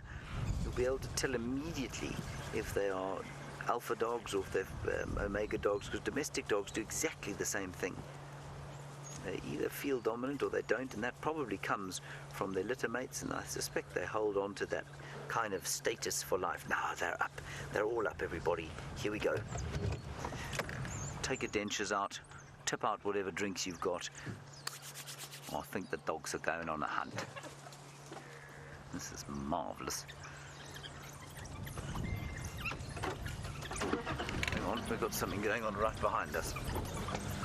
I just don't want to run anyone over.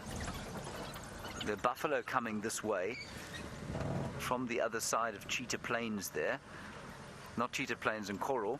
Watch this. Now, we can't cross this boundary, but the dogs can. And I can't wait to see what those buffalo do. I'm just going to drive onto the road and then stop so that Brian's got a nice smooth shot. There you go, Brian. So this is as far as we can go, I'm afraid. But you see how quickly they got up? They don't mess around like lions do, taking ages to get up and decide what to do. Isn't that fantastic? There are the buffalo. Now, I mean, the chances of them killing a buffalo are negligible to zero, except that the buffalo, as we know, have been very, very weakened this year by the drought, and I'm pretty sure by tuberculosis as well. I still don't think these dogs are going to take on a buffalo. Isn't that a beautiful shot? Hey? Look at that. You can put your dentures back in, everybody, if you want to. Brian, are yours back in? Mine are back in. Oh, Yes. good, good. Excellent. But I did waste my drink. You did waste your drink. I'm so sorry about that. Okay. I'll pour you another one Oh, shortly. Thank you. Oh, what a wonderful shot. I'm just slightly sad the light has decided to desert us at this stage. Now, while the males, or the male went off towards them, I don't think he was ever particularly serious about trying to get hold of a buffalo. Behind him, the rest are looking around. Now, they get up very suddenly and they're going to make a hunting effort here. I don't think with those buffalo, of course.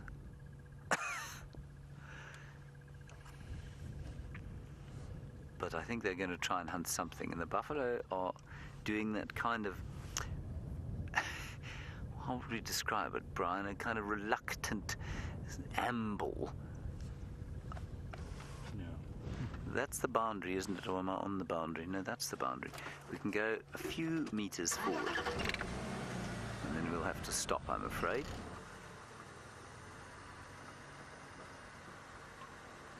I'll check with Ryan.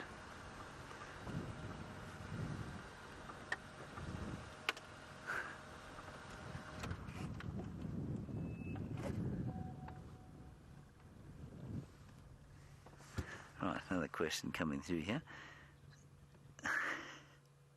No, just a survey comment from Rebecca, which I shan't tell you about.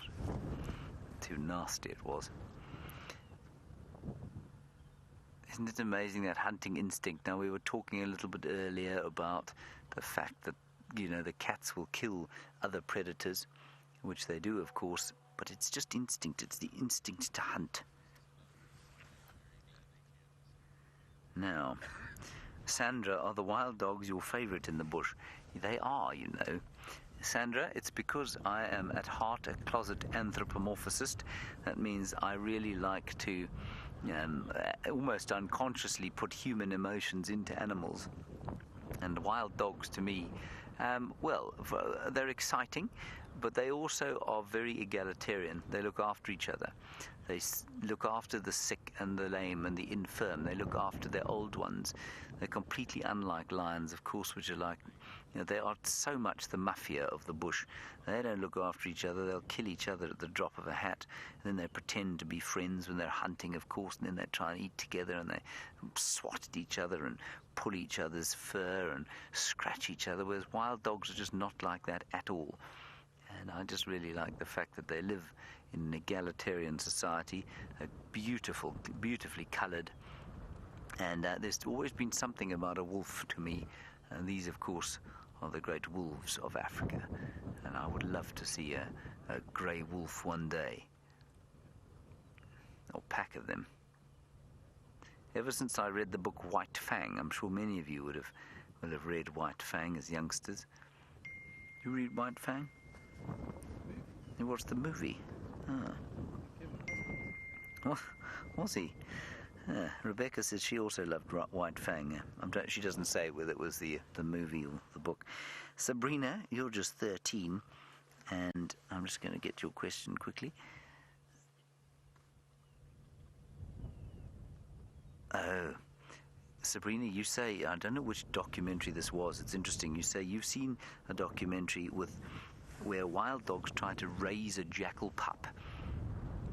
Sabrina, I've not seen it. I don't know which one you're talking about, but I have heard of similar things happening.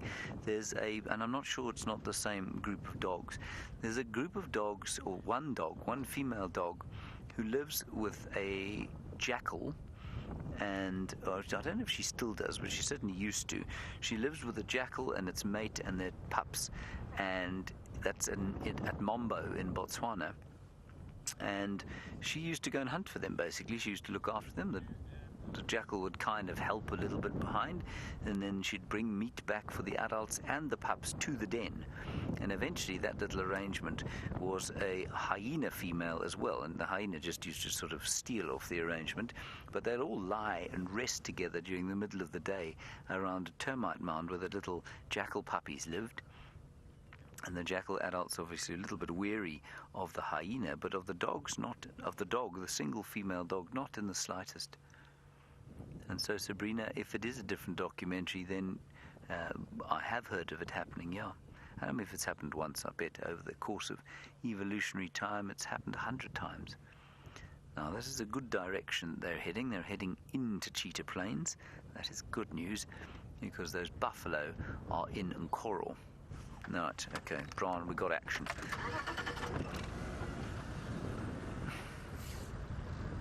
Going to move a little bit so we can watch them move.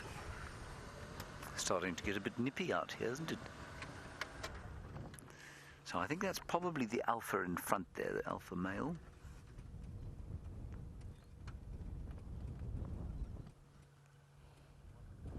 Definitely a male. And so almost certainly the alpha male. Now, the rest of the pack will come up in the order, probably the alpha female behind. Let me just get my binoculars out. That'll be the alpha female. Yes, it is. And that's interesting. That's the collared female. So that's from the Ngala pack. The other collared one is a male. In fact, they're all... Okay, so there are two females, one with a collar, one without. In fact, there are three. Sorry, I'm not talking nonsense. Two females, three males. And there come the little pups. Now, Tucker, you're just 4 years old watching with us, and it's so lovely to have you with us, Tucker. You say, is the collar like the collar you'd get on a puppy? Yes, it's exactly the same, except this one's very clever, Tucker. It sends information into space, and that information we can then get. Well, we can't get it here, but there's a special fellow who can get it on his computer, and then he can tell exactly where these pups are all the time. So it's just the same. I'm just thinking about picking a direction of where to go and what to go for.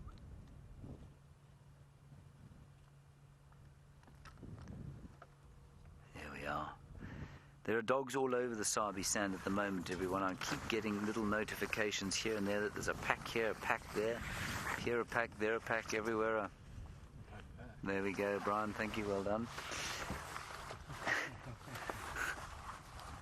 Not many who would have got that, Brian. You know, you do have a rare talent for that sort of stuff. I'll do what I can. You do what you can. Wonderful to watch them play like this. I'm just putting my jacket on. Hope that the zip does up this time.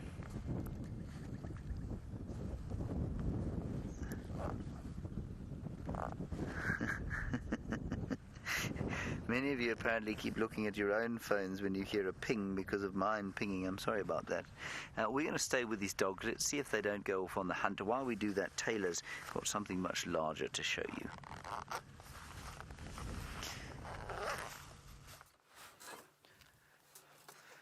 We've come across 2 elephants. Now, you'll see them here. Oh, maybe there's more than 2. I only just counted 2 just to begin with. We've got this female, and she's a little bit stressed. She showed a little bit of agitation with us, but now she seems to have settled down quite a bit. You can see that she's starting to feed. Let's see what she's going to do now. She comes out into the open. Hello, big girl.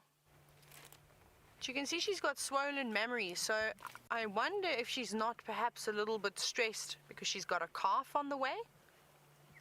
I don't see any really small calves, but there's her older calf just to the left. You can see just feeding in the thicket.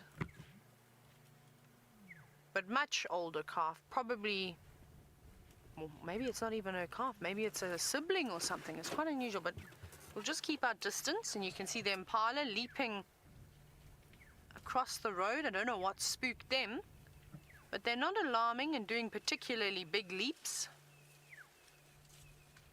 Woo! Wow! Did you see that one?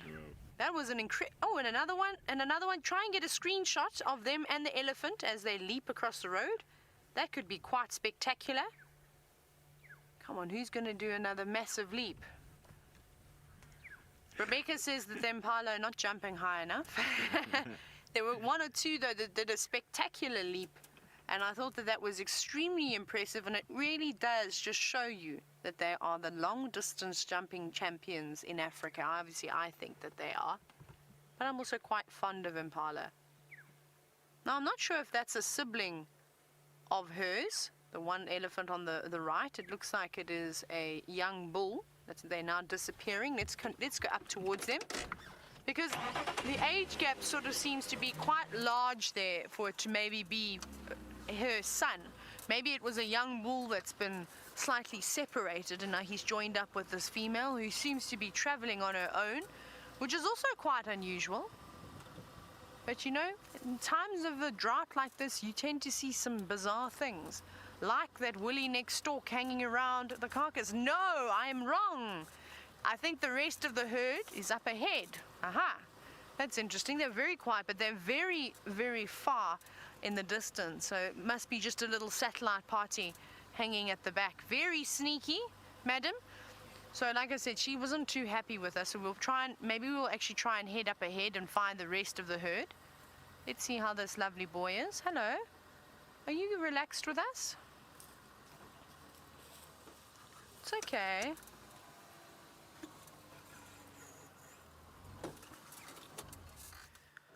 A little bit nervous of us, but we'll just keep our distance. He seems to be relaxing now again, also going into feed.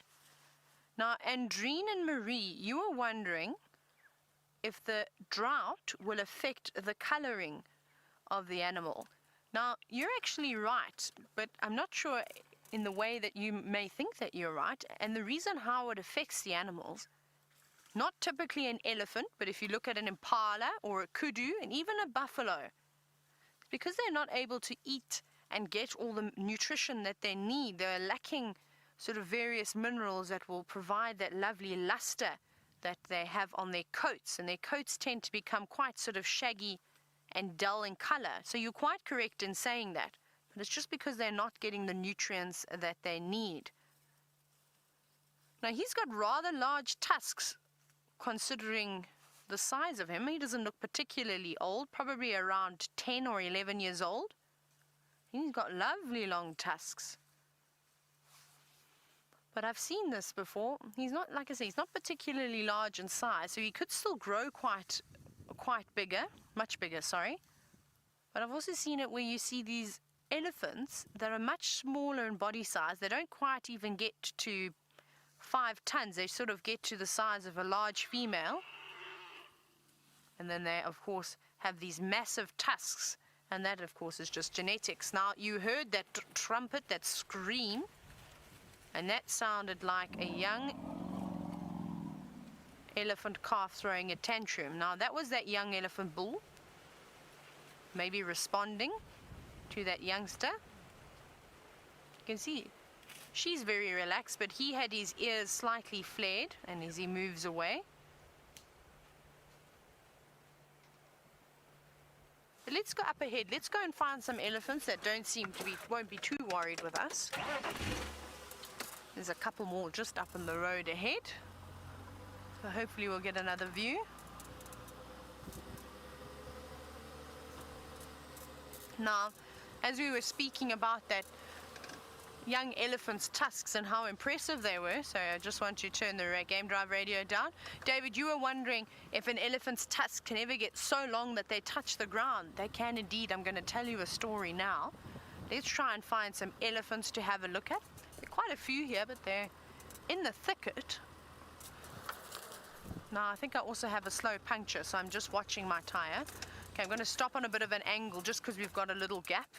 Now, there we go. Sorry, so David, to get back to your question about the elephant's sort of length of tusks and if they can reach the ground, I wonder if any of you have ever heard of the Magnificent Seven. Now, if you haven't, this would be a good idea to jump onto the World Wide Web and perhaps type that in, and you will see the most impressive elephants that ever roamed this greater Kruger area. Now, they were believed to have had the mammoth gene in them because their tusks didn't curve like we typically see with the African elephant. They grew straight down towards the ground, which was very typical of the woolly mammoths. And they were ginormous. They weighed anywhere between 6 and 7 tons. They were much larger than the normal big bulls that we get. But unfortunately, they are no longer around, as some of them were poached, some of them were hunted, some of them just died of old age. And there's a couple of museums that have their tusks in the various rest camps within the Kruger National Park. So if you ever come and visit, it'll be good having a look. I think, if I'm not mistaken, Letaba is one area that has a museum that actually showcases the beautiful tusks and, of course, a picture of what some of those elephants look like. Now, I've heard stories that up in the northern areas of Kruger, where there are no roads, they're completely untouched areas, you can go in on foot, and even then it's restricted to just sort of researchers. They say that they've seen some young bulls with massive tusks that they think carry that Magnificent Seven gene, which is very exciting. But, of course, we're not looking at one of the elephants that belong in the Magnificent Seven at the moment. We're looking at a lovely elephant and her calf. And they look like ordinary elephants, but an ordinary elephant is pretty spectacular as it is.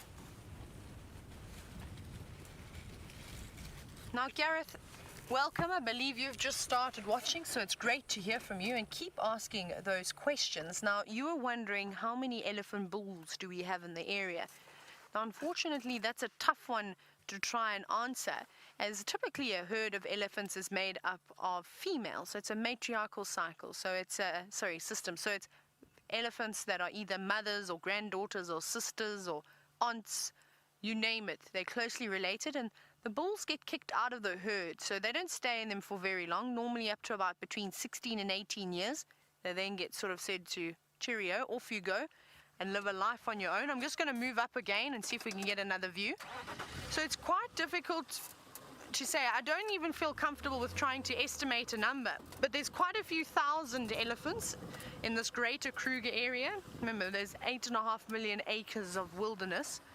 And the last statistic I read, that just for the Sabi Sand, which is about 135,000 acres of land, but we're all open to the Kruger National Park, and we're incorporated in the greater Kruger area. But the last census I read, I think it was for 2015, must have been last year's one.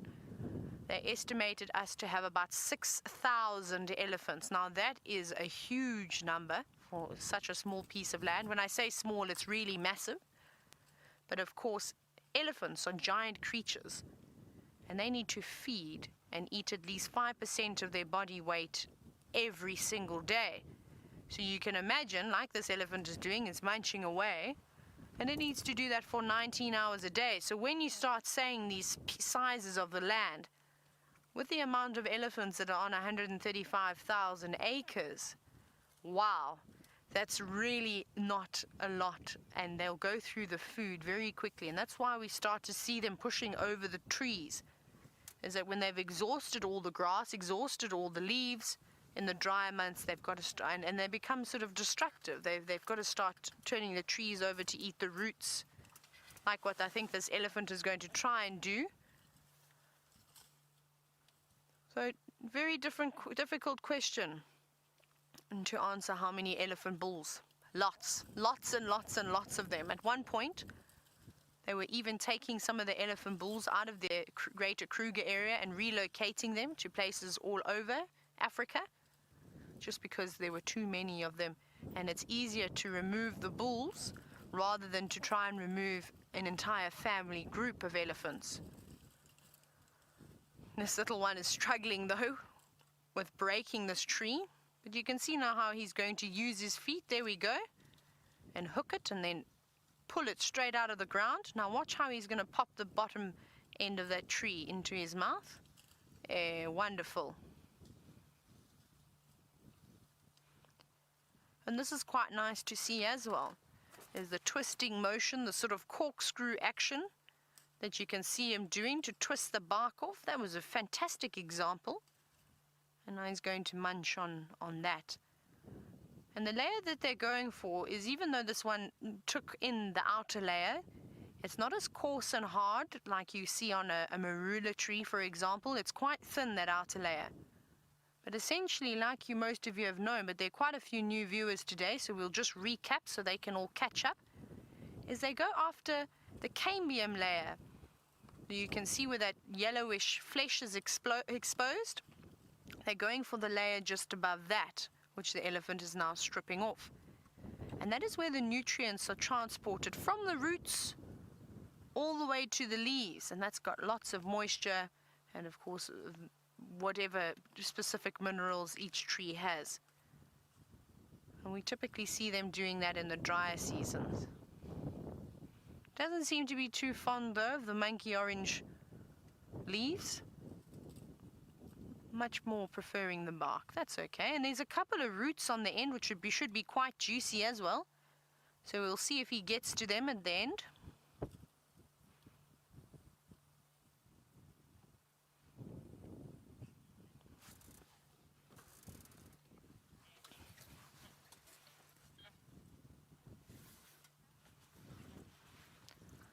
Now, Hunter, you were wondering if it was true or not, if an elephant uses their trunk like a sensor, and you're definitely right. They've got an incredible sense of smell, and the tip of their trunk is very sensitive. You see, there we go, just how this elephant is sort of popping its trunk over the top of that branch, seeing if there's perhaps another juicy bit that it missed.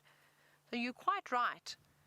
I think they pick up vibrations in their feet, of course, but I wonder if they're able to sense through their trunk and sort of feel things as well. They've also got lots of little hairs, quite sort of tough bristles around the trunk, and they'll be quite sensitive too. So when you even see them eating from a thorn tree, you see how delicate they are. And be careful not to prick themselves, of course, on the thorns.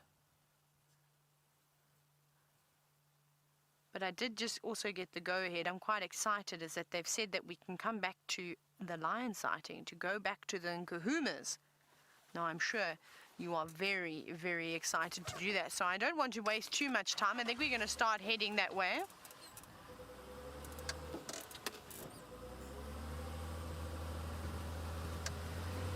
Gareth, I'm glad that you were happy with my answer. It's difficult to know everything out here, so we just guess, especially when it comes to sort of the numbers and the densities of animals, because they've got such a big area. But I'm glad. Keep on watching, keep asking lots of questions. It's a great platform to learn new things. Not just you learning every single day, but even us out here in the bush. Now we're going to start making our way back down towards where those lions were, and go in and have a look. And it's actually getting very chilly. David has just put his jacket on. I'm going to have to do that at some point too. David, look at those clouds. They're getting dark now, don't you think? As we're driving along, bumbling. Definitely the clouds have dropped quite a bit. They're not sitting as high in the sky as they were, and obviously that's also an indication to us when we think we're going to get rain, is if the clouds are too high, well then no need to worry. But they've come in very quickly from the east. So we're going to have to watch out for these, of course. You know, we've got all this fancy equipment and we don't want to get it wet. So keep your fingers crossed though, and hope that literally at 7 o'clock, just as we finish the show, it starts to pour with rain. That's what I'm hoping. But it seems as though we've got 2 buffalo up ahead. So the lions will just have to wait a little bit longer. I also want to just turn the radio up. I want to hear what's going on. Hello, buffalo. You two are not looking very well, I'm afraid. Hello, girl. Now you can see this is a buffalo cow that we've now spotted. And they're very typical, pointing the nose to the sky and looking towards us. And even though she's thin, her coat doesn't look too bad. You can see her ribs obviously and her hips sticking out. But her nose is lovely and shiny and wet, which we know is a good thing. Very much like your pets at home. I'm sure you look at your cat and your dog's nose quite often to see if they're well or not. And of course when you know it's dry and crusty, that they're feeling a bit under the weather. Now this buffalo is looking a bit worse than the cow did. You can definitely see a difference, and this looks like a young bull. And he's covered in mud. He's obviously trying to cool down earlier today. And it's sad. It seems as though they go towards the water and spend a bit of time down there. Now, I believe that those wild dogs are up and moving around, which is very exciting. So let's not waste too much time here. Let's go back over to Cheetah Plains and have another look. We're live. Everybody, we're live. Hello. Sorry, a little bit discombobulated. Rebecca, try the radio now. We might get you in this area. The dogs have just got up and they've started running down this way, and we're about to head into the clearings beyond which is Mala Mala. So I'm not sure how long we're going to be able to stay with them. And for those of you who are perhaps new viewers, the animals can come and go from the properties that we're on as they please. We can't. We have our unfortunate human property laws that we have to look after. The adults are in front here. Here come the pups behind us. We'll just have a quick look at them, and then I'm going to move quite quickly to the adults, because we want to be with the adults. This is what happens when they're on the hunt. The pups, of course, get distracted. They're so cute. And they will hang back now. He's just picked up a nice... Brian, the one at the back, picked up the stick to carry. There we go. He's got his toy. Wonderful stuff. And the smell, I got to tell you, look, I know smelly dog is a horrible smell if you're in the home, but out here it's just the smell of excitement.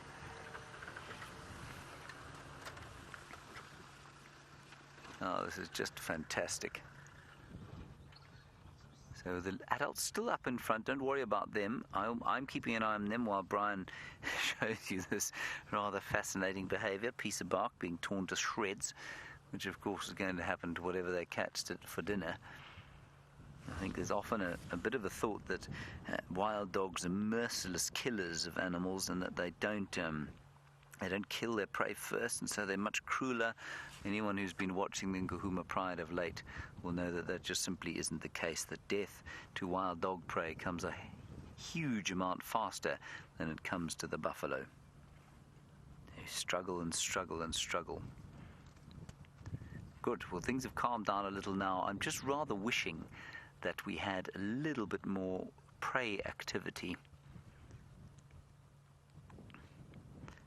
And of course they're heading perfectly into the wind. Now whether that is by design or not, I'm not sure. Some people will tell you that these predators know which way the wind is blowing and they take cognizance of it, knowing that their prey can smell them. I think with dogs that might be the truth. With lions it's been shown to be fairly random, and I think that's because lions don't smell very strong. Certainly, I mean, I couldn't tell you what a lion smelled like. Could you, Brian? Can you think of a lion smell? I don't know. No, I can't. Right, here we go. We want them to come up this way. We don't want them rushing off towards Mala Mala. Yeah, that's an interesting one from Jackie. Of course, we're continuing the theme of comparing them with domestic dogs. Jackie, you say they wag their tails when they're happy. I'm just trying to think. Yeah, they do. They definitely wag their tails when they're happy. I don't think quite as obviously as domestic dogs do, but there does seem to be a fair amount of tail wagging when they're feeling joyful about life. When they're approaching each other, though, they tend to put the tail down if they're not dominant, if they're omega, and if they're dominant, if they're alpha, the tail tends to be sort of stuck straight out behind them.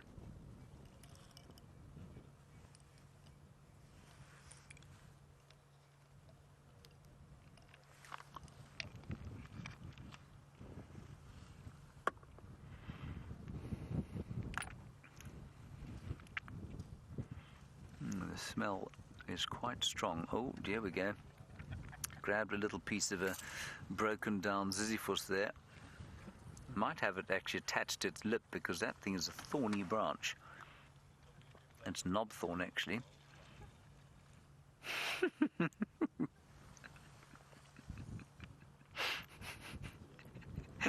Okay, the adults are moving off to the side now. See that, Brian? They've gone through the woodland. Now the little ones not moving with them, mainly because I don't think they've realized that they've been left behind just yet. I'm going to go around them. Oops. Simply because I do not want to lose those adults. If they go herring after something now,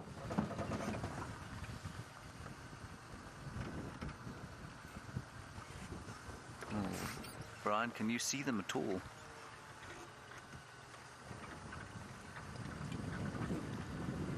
Everyone, we're going to leave the little pups for now. No, there, I can see them. They are through there. Yeah, the pups are now going to follow the adults. Now, we have two choices. One, we go after them. They're going north again. So I think we're going to have to head in.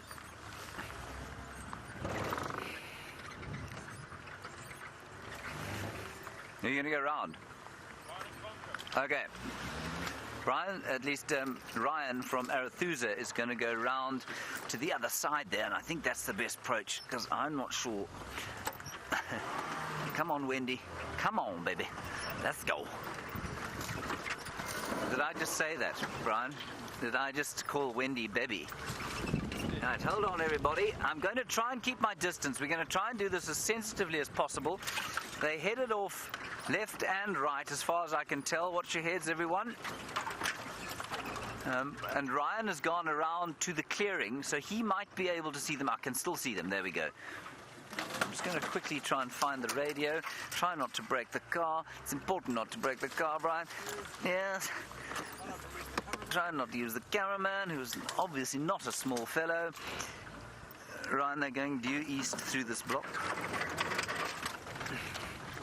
Try and find some questions to answer on my telephone. If I'm not answering questions, everybody, if you lose them, we can link to Taylor. She's ready. Okay, right, we're going to try and stay with them for a second. Just quickly try again.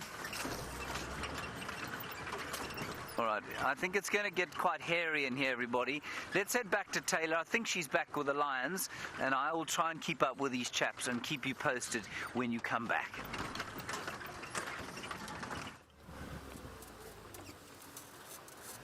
We're not quite there yet. Now, there you go, a zebra just bolted into the distance. My goodness, why are you running away from us like that?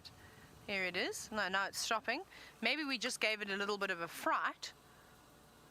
But we're not going to stick too long with the zebra. The reason being is because we don't have really a sun this evening because the clouds are so thick. It's going to limit our time with the nkuhumas. So we want to go around and try and get there as quick as possible. And we're not too far away now. We're a wee distance away, but we'll hopefully try and catch up. Ooh, a little bumpy bump. And then we'll get there. We're basically on Mamba. I think we're on Mamba. We're on Twin Dams now, aren't we? Here we go. So we're on Twin Dams. We won't be there. It won't take us too much longer. We'll just bounce around a little bit.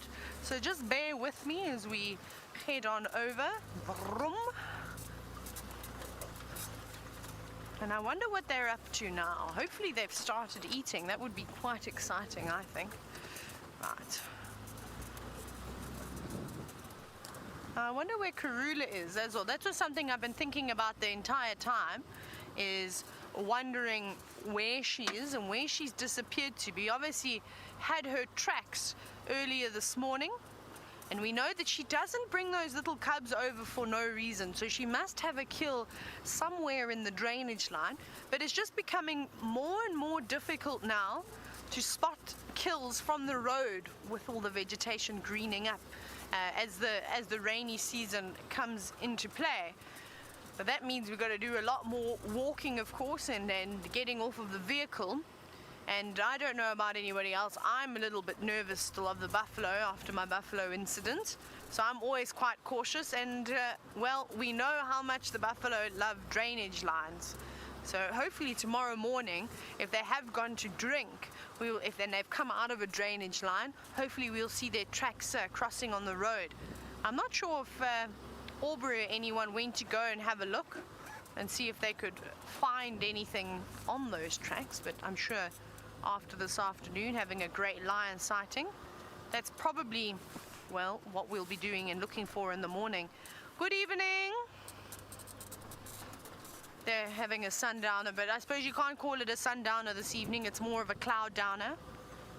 And that's one of the fun things that you get to do when you go on safari, is stop and stretch your legs and eat lots and lots of snacks and drink a variety of beverages. Now, I don't know if any of you watching have ever been on safari before.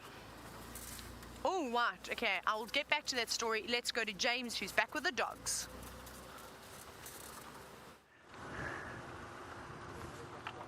We're live. Okay, everybody. They're on the hunt. They're Impala in front of them. They are heading straight for the Kruger Park, though. Brian and I had quite a time getting through there. Brian's instinct was exactly correct. He knew exactly where they were coming. Now look, they're in the stalking mode. The Impala have seen them, but that doesn't matter. Here we go. Doesn't matter that the Impala have seen them. They're alarming, and now they're off. Here we go. Okay, now we're going to stay relatively close behind them, but if they go into thick stuff, everyone, well, we need to follow, hopefully, the Alpha. He's headed off straight through there in front of us. Now they're slowing down. I'm going to cut the engine here, just so that we don't rev them. The little ones, very cute, running behind, and they're wonderfully running straight back into Cheetah Plains. I'm going to cut the engine again. I'm not going to make too much noise. The little pups are off to the left-hand side, trying desperately to keep up, failing at this stage, but they'll catch up if there's a kill. We're just going to push straight through this open area. Ryan's going around the other side. They went straight into the thick stuff here. Now we're going to have to be a little bit careful. Try and stay a little bit further behind. There. Off to the left, Brian. I think there's an adult there. They don't look like they've killed, though. just going to turn off so that they can talk to each other. I'm not going to make a noise now. We're just going to wait and see. Oh, they're all there. They're all there. The whole pack. They're still chasing. Going due, Ryan. They're going straight west. I think they've cornered something in here. I think they've cornered something in here, everybody. The pack is now all heading southeast towards the first clearings where we were. It looks to me like, they just look like they may have surrounded something. I'm sorry if you're sending through questions, everybody, but if I look at my phone now, we're definitely going to have an accident.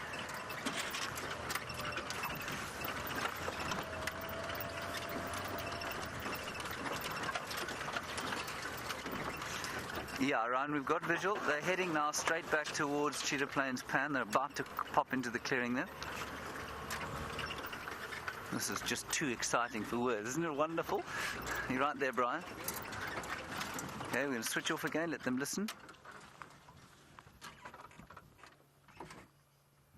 So those impala, the luckiest impala in the Sabi Sand tonight, they've got away from the wild dogs and the lions, obviously.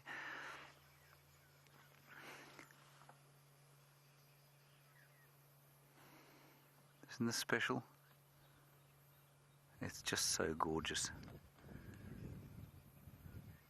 Now, interestingly, they will tell you that wild dogs are the most efficient hunters, that they will kill 8 out of 10 times that they chase.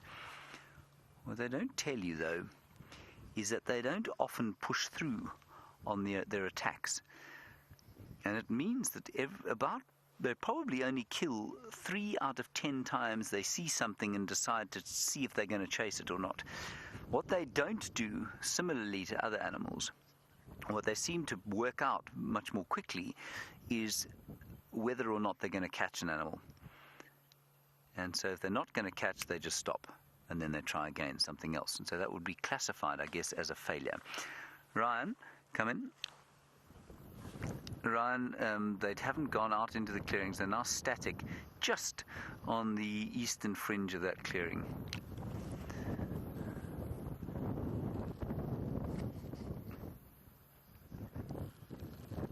I found something in there, probably a few beetles. Yeah, you'll get them now to your north.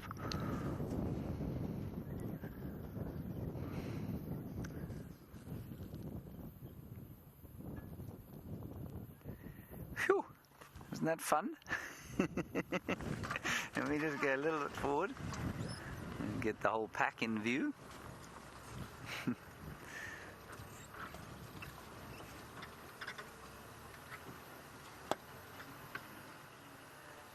It's so cool. Now, I suspected this might happen, you know. They've eaten so much today, well, just from, I don't know what they've eaten, but they had such big fat bellies. They still do. There's no problem, right? No problem at all.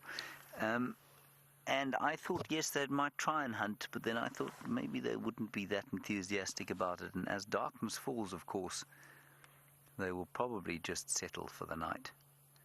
They've had their kind of exercise. They've done a bit of a run. They've probably run. Let me work it out for you. They've gone down there, through there, and up and around.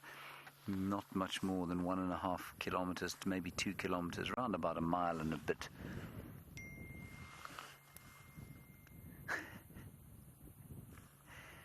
Slug. A wonderful question from someone called Slug. Thank you, Slug. That's a very, what shall we say, a short and sweet Twitter handle. Very evocative. Slug, you say, do they have some kind of formation when they hunt?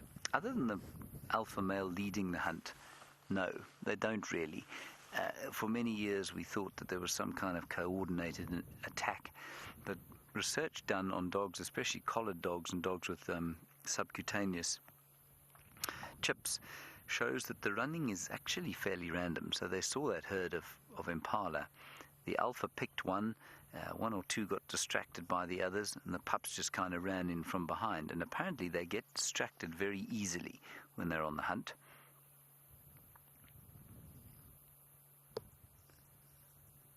And so No, there's no real sort of formation other than the alpha male and the alpha female leading the hunt as it starts.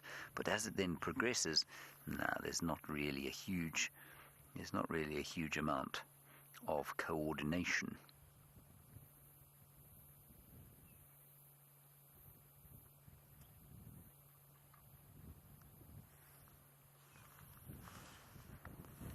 Now, let me just describe the atmosphere to you slightly. Obviously there's the whiff of wet, damp dog in the air, but it's quite a fresh, watery sort of a smell on the back end or front end of this, on the front end of this cold front. The air is almost free of dust. And the atmosphere is charged now, of course, because of these dogs, but it's now starting to really kind of calm. And I don't think these dogs are going to do much else. The other thing is that we have to pull out now because it's starting to get dark. So we'll sit here for another 2 minutes. We will not put light on them. And Paul, you say, is beautiful comment for what's happened here. You say they go from attack to relax very quickly. They do. And they did exactly the opposite when they got up, of course. They went from complete relax to chasing buffalo in the matter of about, 3.5 microseconds.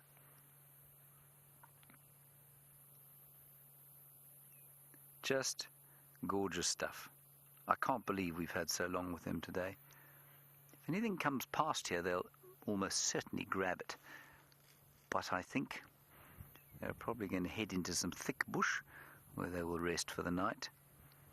And of course they won't sleep as soundly as they did during the day. The night time, of course, for wild dogs, the most dangerous time. They're not nocturnal. It's the time when the lions and the hyenas move, and the leopards. And so these guys will have to remain pretty aware of what's going on throughout the night. All right, this is going to be the end of the wild dogs, everybody. Say goodbye to this magnificent pack. We will, with any luck, see them again maybe tomorrow. I suspect they'll be gone by the time we can get to Cheetah Plains in the dawn light. But let's see, we might be lucky. So from the wild dogs of Cheetah Plains, goodbye.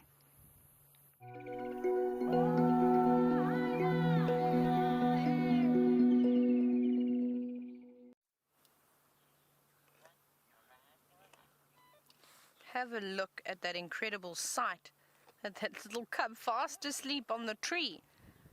And luckily for us, it seems as though a couple of the lions have started feasting on the buffalo. Well, they haven't yet opened up the stomach and removed the intestines, which is normally one of the first things that they do. But I suppose when you're there in Kahumas and have been as successful as what they have been, there's no need to rush this process. And I think that's why they are being so relaxed, because if somebody else does come through and try and steal their meal, there's always opportunity to catch another buffalo. But let's listen to this little cub as it fights with one of the adults.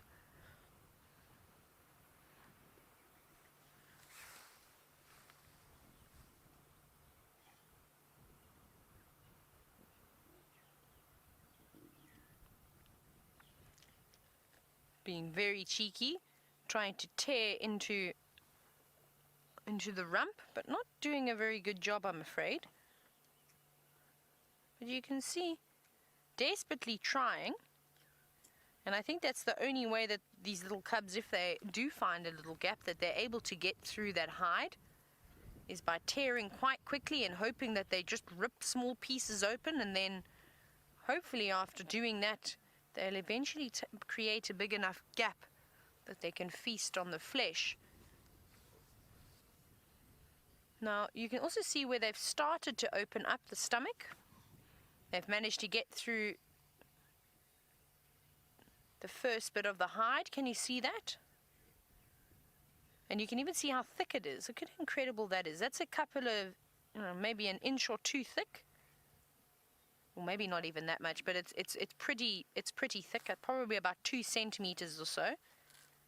And then you can see the stomach. Then that's just the stomach, the outside layer But I wonder if their next move is going to be to pierce through that now that there's a big hole.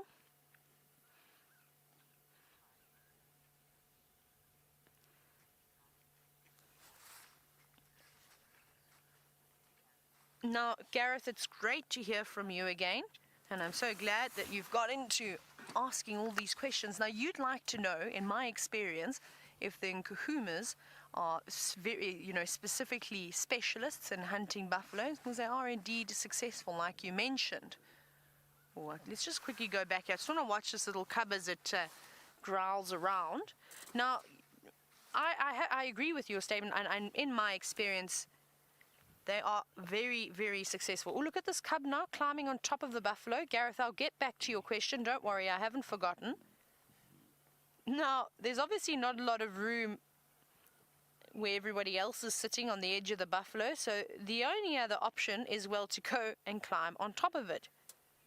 But unfortunately, that didn't last for long. So let me get back to your question quickly then, Gareth. So it's typically in the winter months when the buffalo, or the dry season, let's refer to it as the dry and the wet season. So we get our rain in the summer. So normally from early spring, from September right through up until about February we can get rain. And then in the dry season coming into autumn and the winter months, we don't usually have any. Oh, a little bit of a dispute there. You can see the sort of, not jealousy, that's the wrong word that I wanted to use there, of course, but getting a bit antsy with that other cub getting too close. Now, in these drier seasons, these buffalo are so weak. We saw earlier how you could see their ribs, how you could see their hips. They're not in great condition.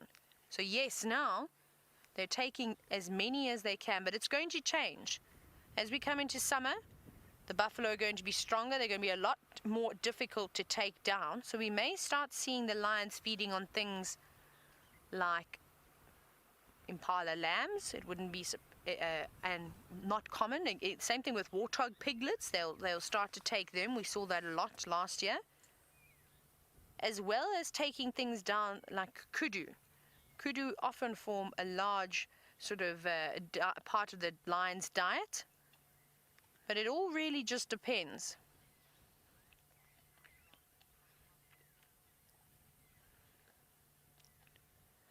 Now, looking at this carcass and looking at the carcass that we saw earlier that was covered in maggots quite close to Buffelshoek Dam, Samantha, you were wondering, how long does a carcass take before it becomes spoiled and can no longer be eaten? Now, the answer to that is never. It never gets to the point where nothing will feast on it. So even a lion, at the moment the lions are spoiled though, because there is an abundance of food around, that they are able to be picky, and we clearly saw this a couple of weeks ago, about 2 or 3 weeks ago, where the lions came across a carcass. It was riddled with maggots like the one we just saw.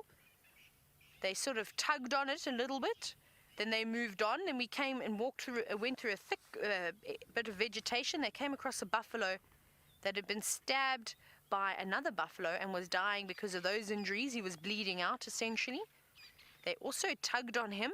And then they heard the distress calls of, I think it was 2 females and one of the Birmingham boys taking down a buffalo, and it was distressing.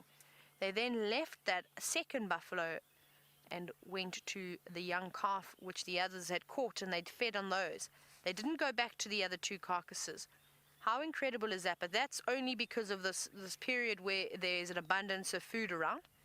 In the summer months, I can guarantee that would have gone completely different. They would have feasted. They either would have gone to the buffalo that was being taken down, and they would have come back and feasted on the others. Now, can you hear that?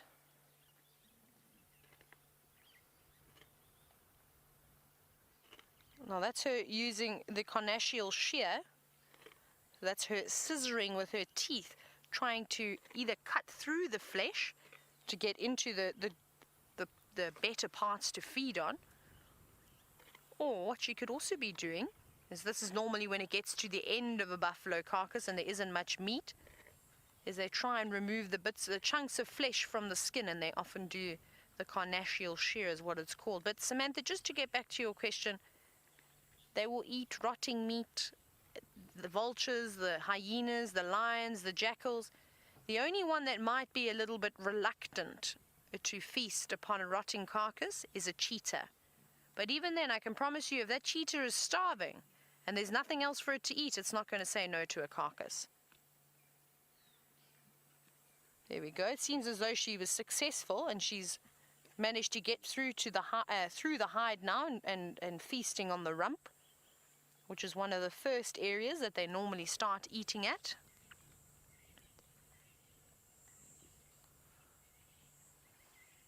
And of course, that young cub is taking full advantage and obviously learning as well from that lioness on how to do the carnassial shell and developing its own technique to get inside the carcass. And then if we look on the left, we've got another young cub who's biting around the joint of where the elbow, I suppose, would be on the buffalo and trying to tear into the flesh from that end, but struggling, as you can see, fighting with the carcass. You can even see where they've been chewing on that poor buffalo's ear at one point. You can just see how the hair has been removed. There we go. They were chewing on that at some point. I don't know if I'd like... Can you zoom in anymore? Is that it, David? Look at... Can you see the ticks inside his ear? It's quite difficult to see, but I don't know if you can maybe see it, but there's actually... Its ear is completely infested with ticks. That is terrible, those big lumps inside there. My goodness. I'm glad that we don't get ticks deep down inside our ear like that. That wouldn't be very pleasant.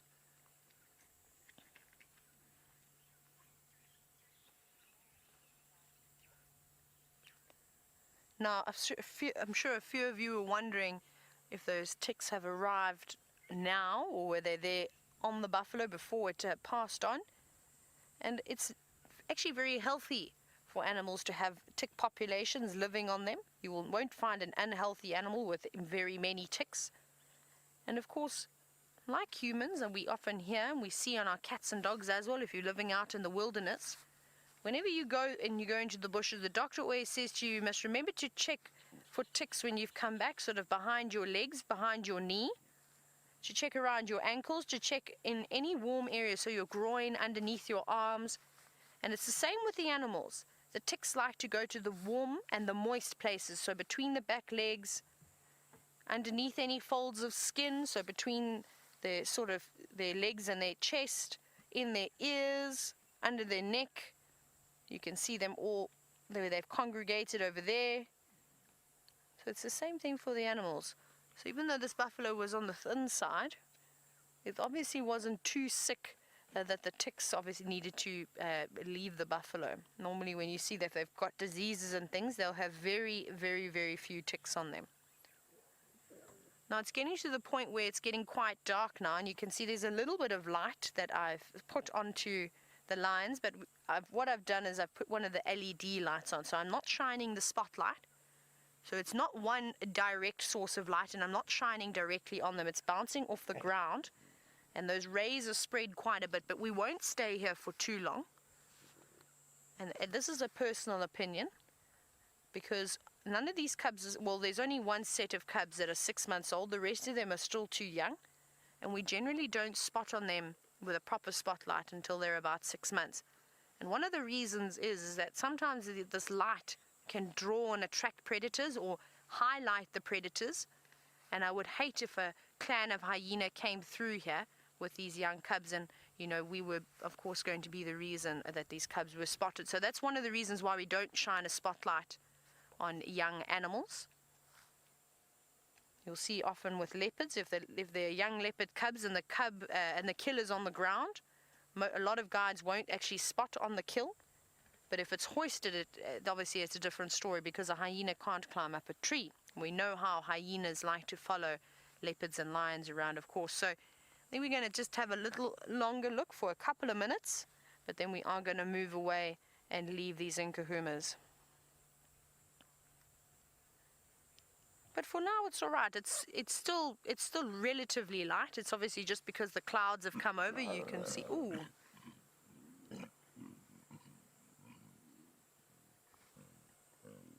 It's the two cubs having an argument about who gets to feast on the best spot.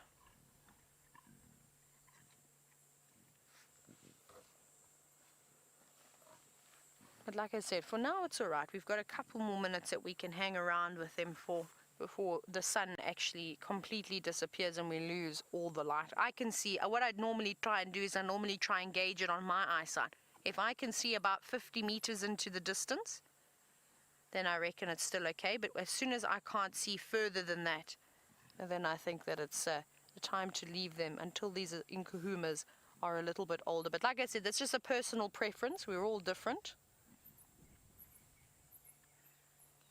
And you can see that lion cub's actually struggling a little bit. There is a small hole from where they removed the sensitive bits of that buffalo.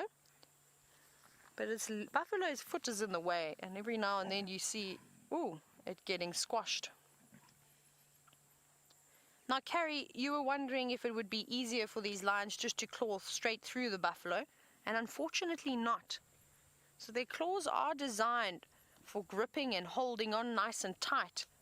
But they haven't got strong claws like you see on a cheetah or on a wild dog or a hyena or anything that would use their claws to dig. You see them, they are able to retract their claws and protect them. So they're not strong enough at all to dig through that hide. That hide is so tough.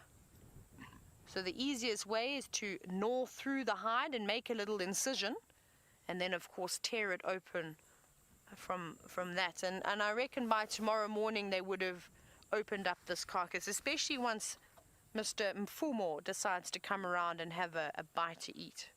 But he doesn't seem to be too interested at the moment. I think what are going to do is we're actually going to move forward. I'm going to leave these lions and the cubs eat, but I think we can go up ahead and spotlight the other adults because they don't seem to have any cubs around. It's now getting very dark all of a sudden, so let's just move forward. But thank you guys, we'll try and get to you in the morning. Right, let's go see what Mr. Mfumo is up to. You can see his head is down. Let's put some lights on. Where's my spotlight? My spotlight is here. Some of the cubs are fast asleep. They're not interested at all. They must have had a very busy day. Actually, I'm gonna do this. Hello guys. Oh, no, sorry, my bad. I thought I put it in neutral. I obviously didn't. Sorry, David. Now, even with the adults, I actually haven't even bothered. I'm just going to adjust the LED light. I haven't even bothered with a spotlight, just because we're relatively close proximity. And I find that these LEDs work really nicely, and they're not as harsh on the animals. Now, I know some of you haven't ever been on a safari, but when we shine the spotlight, we don't actually shine directly into the animal's eyes. We shine on somewhere else on the body to illuminate the face.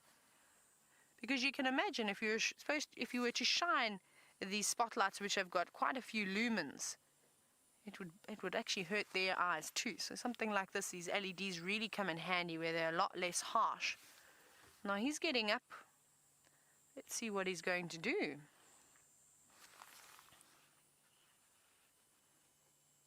And I also find that these LEDs cast some nice shadows. Rebecca just said they look beautiful. So you'll see me just every now and then turning the LED. But he looks very interested in this female. Who are we over here? Now he's phlegm grimacing. He did test her to try and pick up her scent. Now what's the verdict, mister? She doesn't look very impressed by that notion. Perhaps you need to tread cautiously, Mfumo.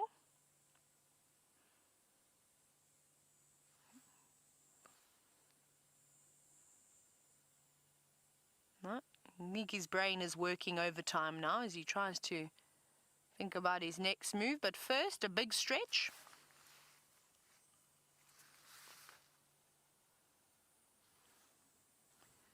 He's rubbing up against the tree, which is typical of this male, and as he turns his tail up and he sprays the urine, we definitely know that he's marking his territory. Hello, big boy. And now he's just going to sit back down and perhaps have a nap again. Yes, that's exactly what he's doing. Now, I don't know where the Birminghams have come from, where him and Mr. Tino had walked from, because I don't think they were on... I wonder who was here last night. David, you and Jamie had a male line. Who was it? I'm not sure. I can't remember who exactly was... David seems to think it was maybe Tino. Oh, there we go. You were spot on. It was indeed Tino that Jamie and David had last night. But Mr. Mfumo wasn't around, as far as I'm aware, so I wonder where he's come from. And it's nice to see, though, that these boys are out and expanding their territories. Because when I got here, I only saw them with the Nkuhumas. And I think that they realized, oh, we actually have to go out and do a bit of work and go out and mark our territories if we want to keep this area. Big arguments going on back at the Carcass, but it sounds like it's just the little ones fighting again. And it's going to get worse and worse as they age. And maybe that's why these lionesses are taking a bit of a break. Maybe they're just like, no, we don't need that in our lives anymore. We'd rather go and feast when the little ones have got a full belly and they can sort of eat in peace. Because every time we've seen any arguments happen around the Carcass, it always seemed to be instigated by the young Nkuhuma cubs.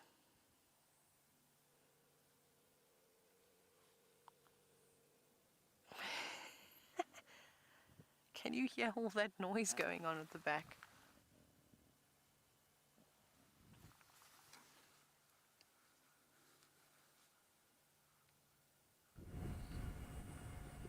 Now, of course, they've gone quiet.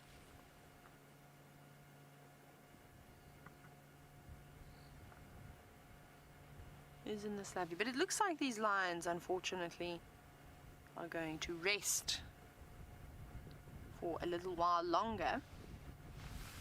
So what I would really, really like to do, I'm just trying to look for all my goodies down here.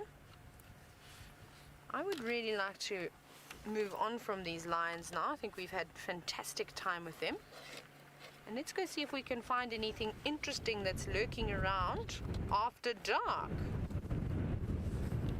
Now, I'm just trying to rearrange a couple of things. I've got wires hooking on wires, and I want my spotlight cable to come out a bit further. There we go. Now I'm a little bit more organized. But thank you, Nkuhumas. It's been wonderful. Let's turn the lights on, and let's go see what else we can find. Bye-bye, guys. But we'll be back tomorrow to have a look. Oh, wonderful. So I believe that James has made the long journey back from Cheetah Plains. Let's go see what he's going to be looking for now.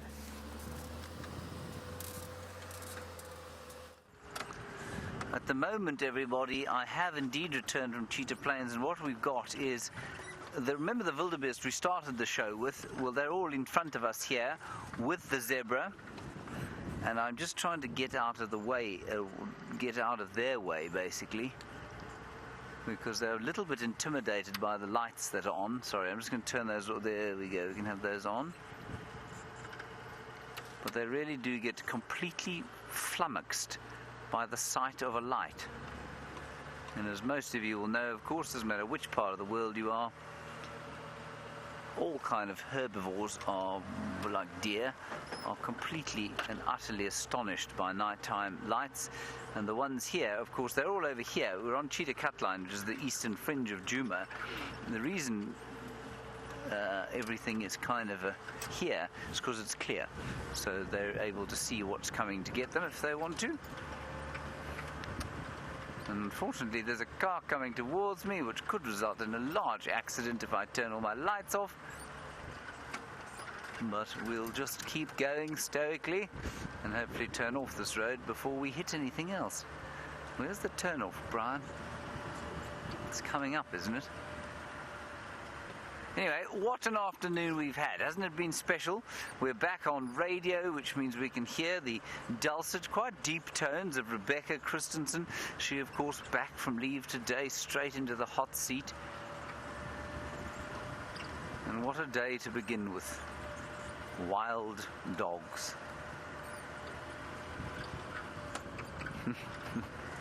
Rebecca says she will try and talk in a high-pitched voice, everybody. No, Rebecca, there's no need at all. Your husky voice is quite satisfactory as it is. Right, just turn here. Now, one of the great... Side lights, thank you, Brian. Brian was just whispering there. There we go.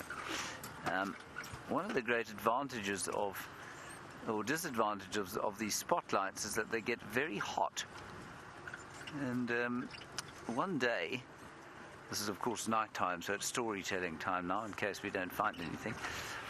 One day I was at Ngala Private Game Reserve up to the north of where we are here, and the tracker and ranger had just dropped their guests off, and what used to happen was that the ranger used to get out of the car, take the rifle, go and put it in the safe, and then meet the tracker at the back of the lodge, and the tracker would drive around. And this tracker took his spotlight and he just put it down next to him like that on a blanket, and then carried on, drove around, didn't notice the sort of gentle smell of hot wool, or probably nylon, next to him, took his cooler box off the car and went to put it away and was having a chat with his friend when the general manager came out of his office and said, "Fire! Fire!" And the Land Rover was on fire as a result of the spotlight being left on the super flammable acrylic/nylon blanket. And so, you know, another hazard of the job, Brian, is operating this very hot spotlight. Yeah. But I do it, you know, I do it without fear. Yes, it's very, very brave of me. The other thing I'm afraid we did see, which we didn't see with you because it was so brief and it was all in the dark, was a spotted eagle owl today being chased by some drongos. Leapt into the air out of a tree and was chased by a whole lot of drongos, and eventually it got away, but I'm afraid it all happened rather too fast for us to call you over, especially as it would have had to been done on WhatsApp. It's a nice word, that, don't you think, Brian? Yeah. WhatsApp. Oh, there's an elephant just to the right. We're just going to drive straight past it. There we go.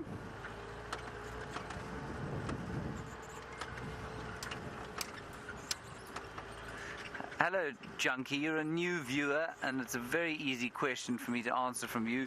You say, do I prefer day or nighttime safaris, and am I not afraid at night? Junkie, I'm not afraid at night, but that's just because I've been in and around this area for a long time. It's not because It's not because I'm particularly brave or stoic or anything else like that. It's just the time that I've spent out here. If I was on foot, Junkie, I would be absolutely terrified out of my wits to be walking around here, especially on a windy, moonless night like this one. It would be very dangerous indeed for a human being to be out here on foot in the night time. Not during the day if you are well trained. Now, I far prefer driving around dawn and dusk than I do to the night time. I've never been the hugest fan of the night safari. I'm not sure why. Many people love night safaris. I guess I just prefer the fact that in the day I can see distance, I can see far, and I think that's a throwback to our evolutionary history. You know, it's we reckon that's why human beings are scared of the dark, is because, of course, way back when our ancestors had just sort of leapt out of the trees, as it were, and were heading into the plains of East Africa, they, of course, had to be scared of the dark because that's when their major predators, the lions and the hyenas, were active. And I think, much the same as me, I quite like the fact that during the day I can see, and while I'm interpreting that as preferring the day, I think you'll find that it's probably something deep-seated in maybe even in my reptilian brain, saying, well, you don't want to be able not to see far into the distance because then you cannot see what's coming to eat you. But, Junkie, most of the time there's nothing coming to eat us, which is excellent. Now, Taylor would like to tell you about what she's going to do tonight. Tell her to tell you a nighttime story. I'm sure it'll be a good one. That's called tossing. James, that's a big request. A nighttime story? Now I need to try and think of one. You see, James wasn't specific as to what nighttime story he wanted me to tell. David, give me a topic and let's see if I've got any stories. My brain has gone, it's shut down for some bizarre reason and I can't even think of one story, which is unusual because we know I love to tell a good story. Okay? Someone in the bush at night. Oh my goodness, I'm under pressure and I don't know what to do. I just want to find a chameleon so I can talk about the chameleon now. Oh, okay, so Rebecca fed the question in my ear about James telling the story about the vehicle that caught fire.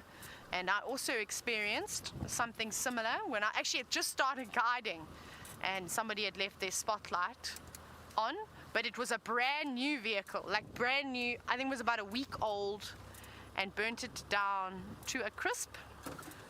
You can imagine though that Ranger was not very popular and had an unfortunate series of unlucky events because a couple of, luckily he kept his job, and a few weeks later, or it was a month or something afterwards, he then drove another, like a big taxi-like vehicle, like I don't know if you've seen the taxis in South Africa, a minibus, there we go, that's the word I'm looking for.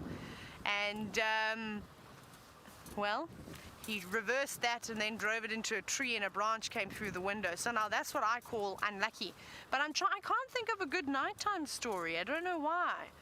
I've had some interesting ones. Have I told you about the stories of me bumping into the lions on the pathways at night? Maybe I haven't, but maybe I have. I'll just tell them again though. So, because it doesn't seem like there's chameleons around here. But so a couple of times, guests would ask me as we were walking back to the rooms about, have you ever seen anything on the pathways? And I'd go, no, it's not very common, you know, occasionally something. And it would always be when someone would say, and any lions? And then I'd go, no. And as I would say no, we'd come around the corner and there'd be a pride lion sitting on the pathway. But I'm not too worried about them. They normally moved off. You give a clap of the hands or a stamp of the feet and off they scuttle, which was good. And I've encountered buffalo a few times on the pathways, but they were nice buffalo. They also just ran off, thank goodness, not like the one that I occurred. It was obviously the grumpiest buffalo in the Sabi Sands, the one that charged me while I was on foot, looking for insects for James while he was in the tent.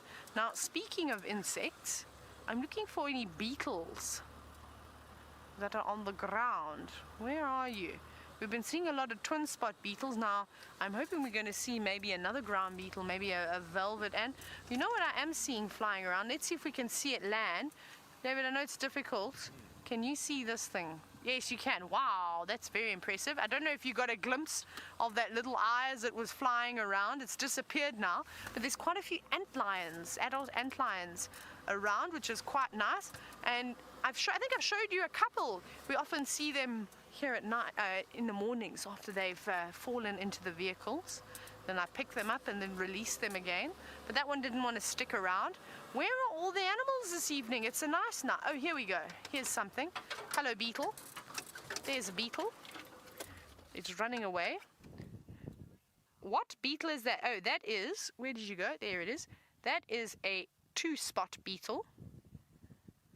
Quite common around here, and that's quite a large one too. You can see massive antennae. Probably out looking for something to eat. And my highlight of these beautiful beetles has to be when we did the safari marathons, when James was in the Mara and we had the first bit of rain and we saw them mating. So I think that this is probably a female. Typically with insects, the females are larger than the males. And that was quite fun. And we did see a couple of ones that had been squashed by, I don't know what, whether it was an elephant or a vehicle, I'm unsure. But remember the sighting we had where the ants, though, were making use of the beetle and they were feasting upon it. And that's what I love, is that absolutely nothing gets wasted out here. Let's see what it's going to do. No, don't go too fast. You've got to try and keep up with your little beetle. Just scurrying along, checking all the little crevices. Now, I wonder what it even feasts on. I'm actually not sure if it feeds on other insects or if it eats vegetation. I must admit, for some bizarre reason, that fact has slipped my mind. So perhaps you can give me a helping hand this evening, seeing as though my brain seems to have switched off. Maybe one of you could help me out and tell me, what does a twin spot beetle eat? Or two-spot beetle, as they're also known as. And you can either do that by hashtagging SafariLIVE on Twitter, or you can send us an email, questions@wildearth.tv. And I would very much appreciate your assistance, is that I think obviously the file cabinets are full, and maybe I read something new today. I was actually reading about chameleons this afternoon. And I think that obviously some of the twin spot beetle information I have has been thrown out, and then a couple more files have been added of the chameleons. So I'm now itching to find a chameleon, so I can tell you all about these wonderful things that I learned that I didn't even know that they could do. But I'm not going to tell you just yet until we find one of those wonderful animals. I think James is behind me. He's following me. Stalker. What's he doing back there? Maybe it's not even him, it could be someone else, and I could just be falsely accusing James, of course. Oh my goodness, we don't want to disorientate the impala. Now, let's see if we can have a look. There's about 150 million impala here. I'm not going to shine directly on them, I'm just going to put my spotlight up slightly. And can you see all of them? And they all come out into the open, obviously to seek refuge. And not to, of course, hide away in the bushes so that the predators can sneak up to them. And that's why I keep wanting to come here at sunset, when we eventually get another sunset, because we can see beautiful silhouettes of the animals. And we'll go past them. And I don't know if you've ever seen it before. Maybe you've seen videos, or perhaps you could have seen it with us as we try and dim our lights as we go. Oh, solifuge! Hang on. I got distracted, but I found a solifuge. Now we need to just do a turn. No, come back here. Okay, I'm going to keep my eye on the solifuge just because I can see where it is. Where did it go? Now I just want to dim my lights and let this vehicle come past us, and we shall try and find it again. Good evening. Let's look for the solifuge. Now, probably going to come back out on the road again. We know they like to hunt out in the open. Where did you go? Oh, I think I've lost it. Where did it go? Christina, thank you for answering and helping me with the search to what do twin spot beetles eat. Apparently they eat aphids and other little creatures, which is fantastic. Now, I don't know where the solifuge gone. I mean, they move quickly, but they can't move that quick. They can't disappear that fast. I'm very disappointed that I didn't get to see my solifuge. It was moved too quickly, and perhaps it found a mound that was full of termites and is now having a great dinner. I'm not sure, and I hopefully will try and find another one so you can have a look at what a solifuge looks like, but we'll just have to wait till next time. Now, it's come to that time of the drive where myself and David are going to have to say goodbye to you, but I hope you enjoyed the nkuhumas and everything else, and all the other wonderful creatures we saw along the way. It's been great, but we'll see you bright and early for the sunrise safari. Good night. Let's head over to James. I'm not sure how bright it's going to be early tomorrow morning, everybody. Rain predicted, but of course it was predicted today, and nothing has fallen. Brian, you've had 2 spots of rain, haven't you? Yes. About 3. 3? Good grief. Now, we are looking desperately for a chameleon. That was a small scrub hare running terrifiedly across the front of the vehicle. Brian has been quite obsessive, I have to tell you, about a chameleon on the way home. We have got exactly 90 seconds to find it. Brian, I'm going to drive a little bit faster to the next bushel. There's nothing on that bushel, nor on this one. No. How very bad, how very sad, how very, very dare us. Please forget I said that, everyone. That's the problem with being live, Brian. You cannot edit what you've said.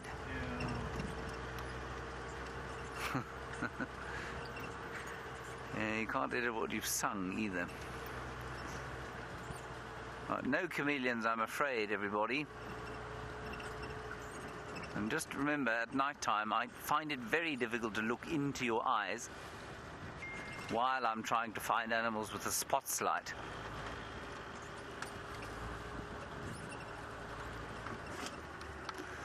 Alright, that's going to be it from us this evening. What a very special time of it we've had. Began before drive, of course, with the lioness killing the buffalo. And we headed straight across to Cheetah Plains. Marvellous time with those wild dogs on the hunt. Thank you, Brian. Thank you, John. A big thank you to the thumb, the mustachioed thumb. There it is. To Rebecca and Kirsten in the final control, with Louise and Jerry and Taylor and David. We'll see you tomorrow morning. Bye-bye.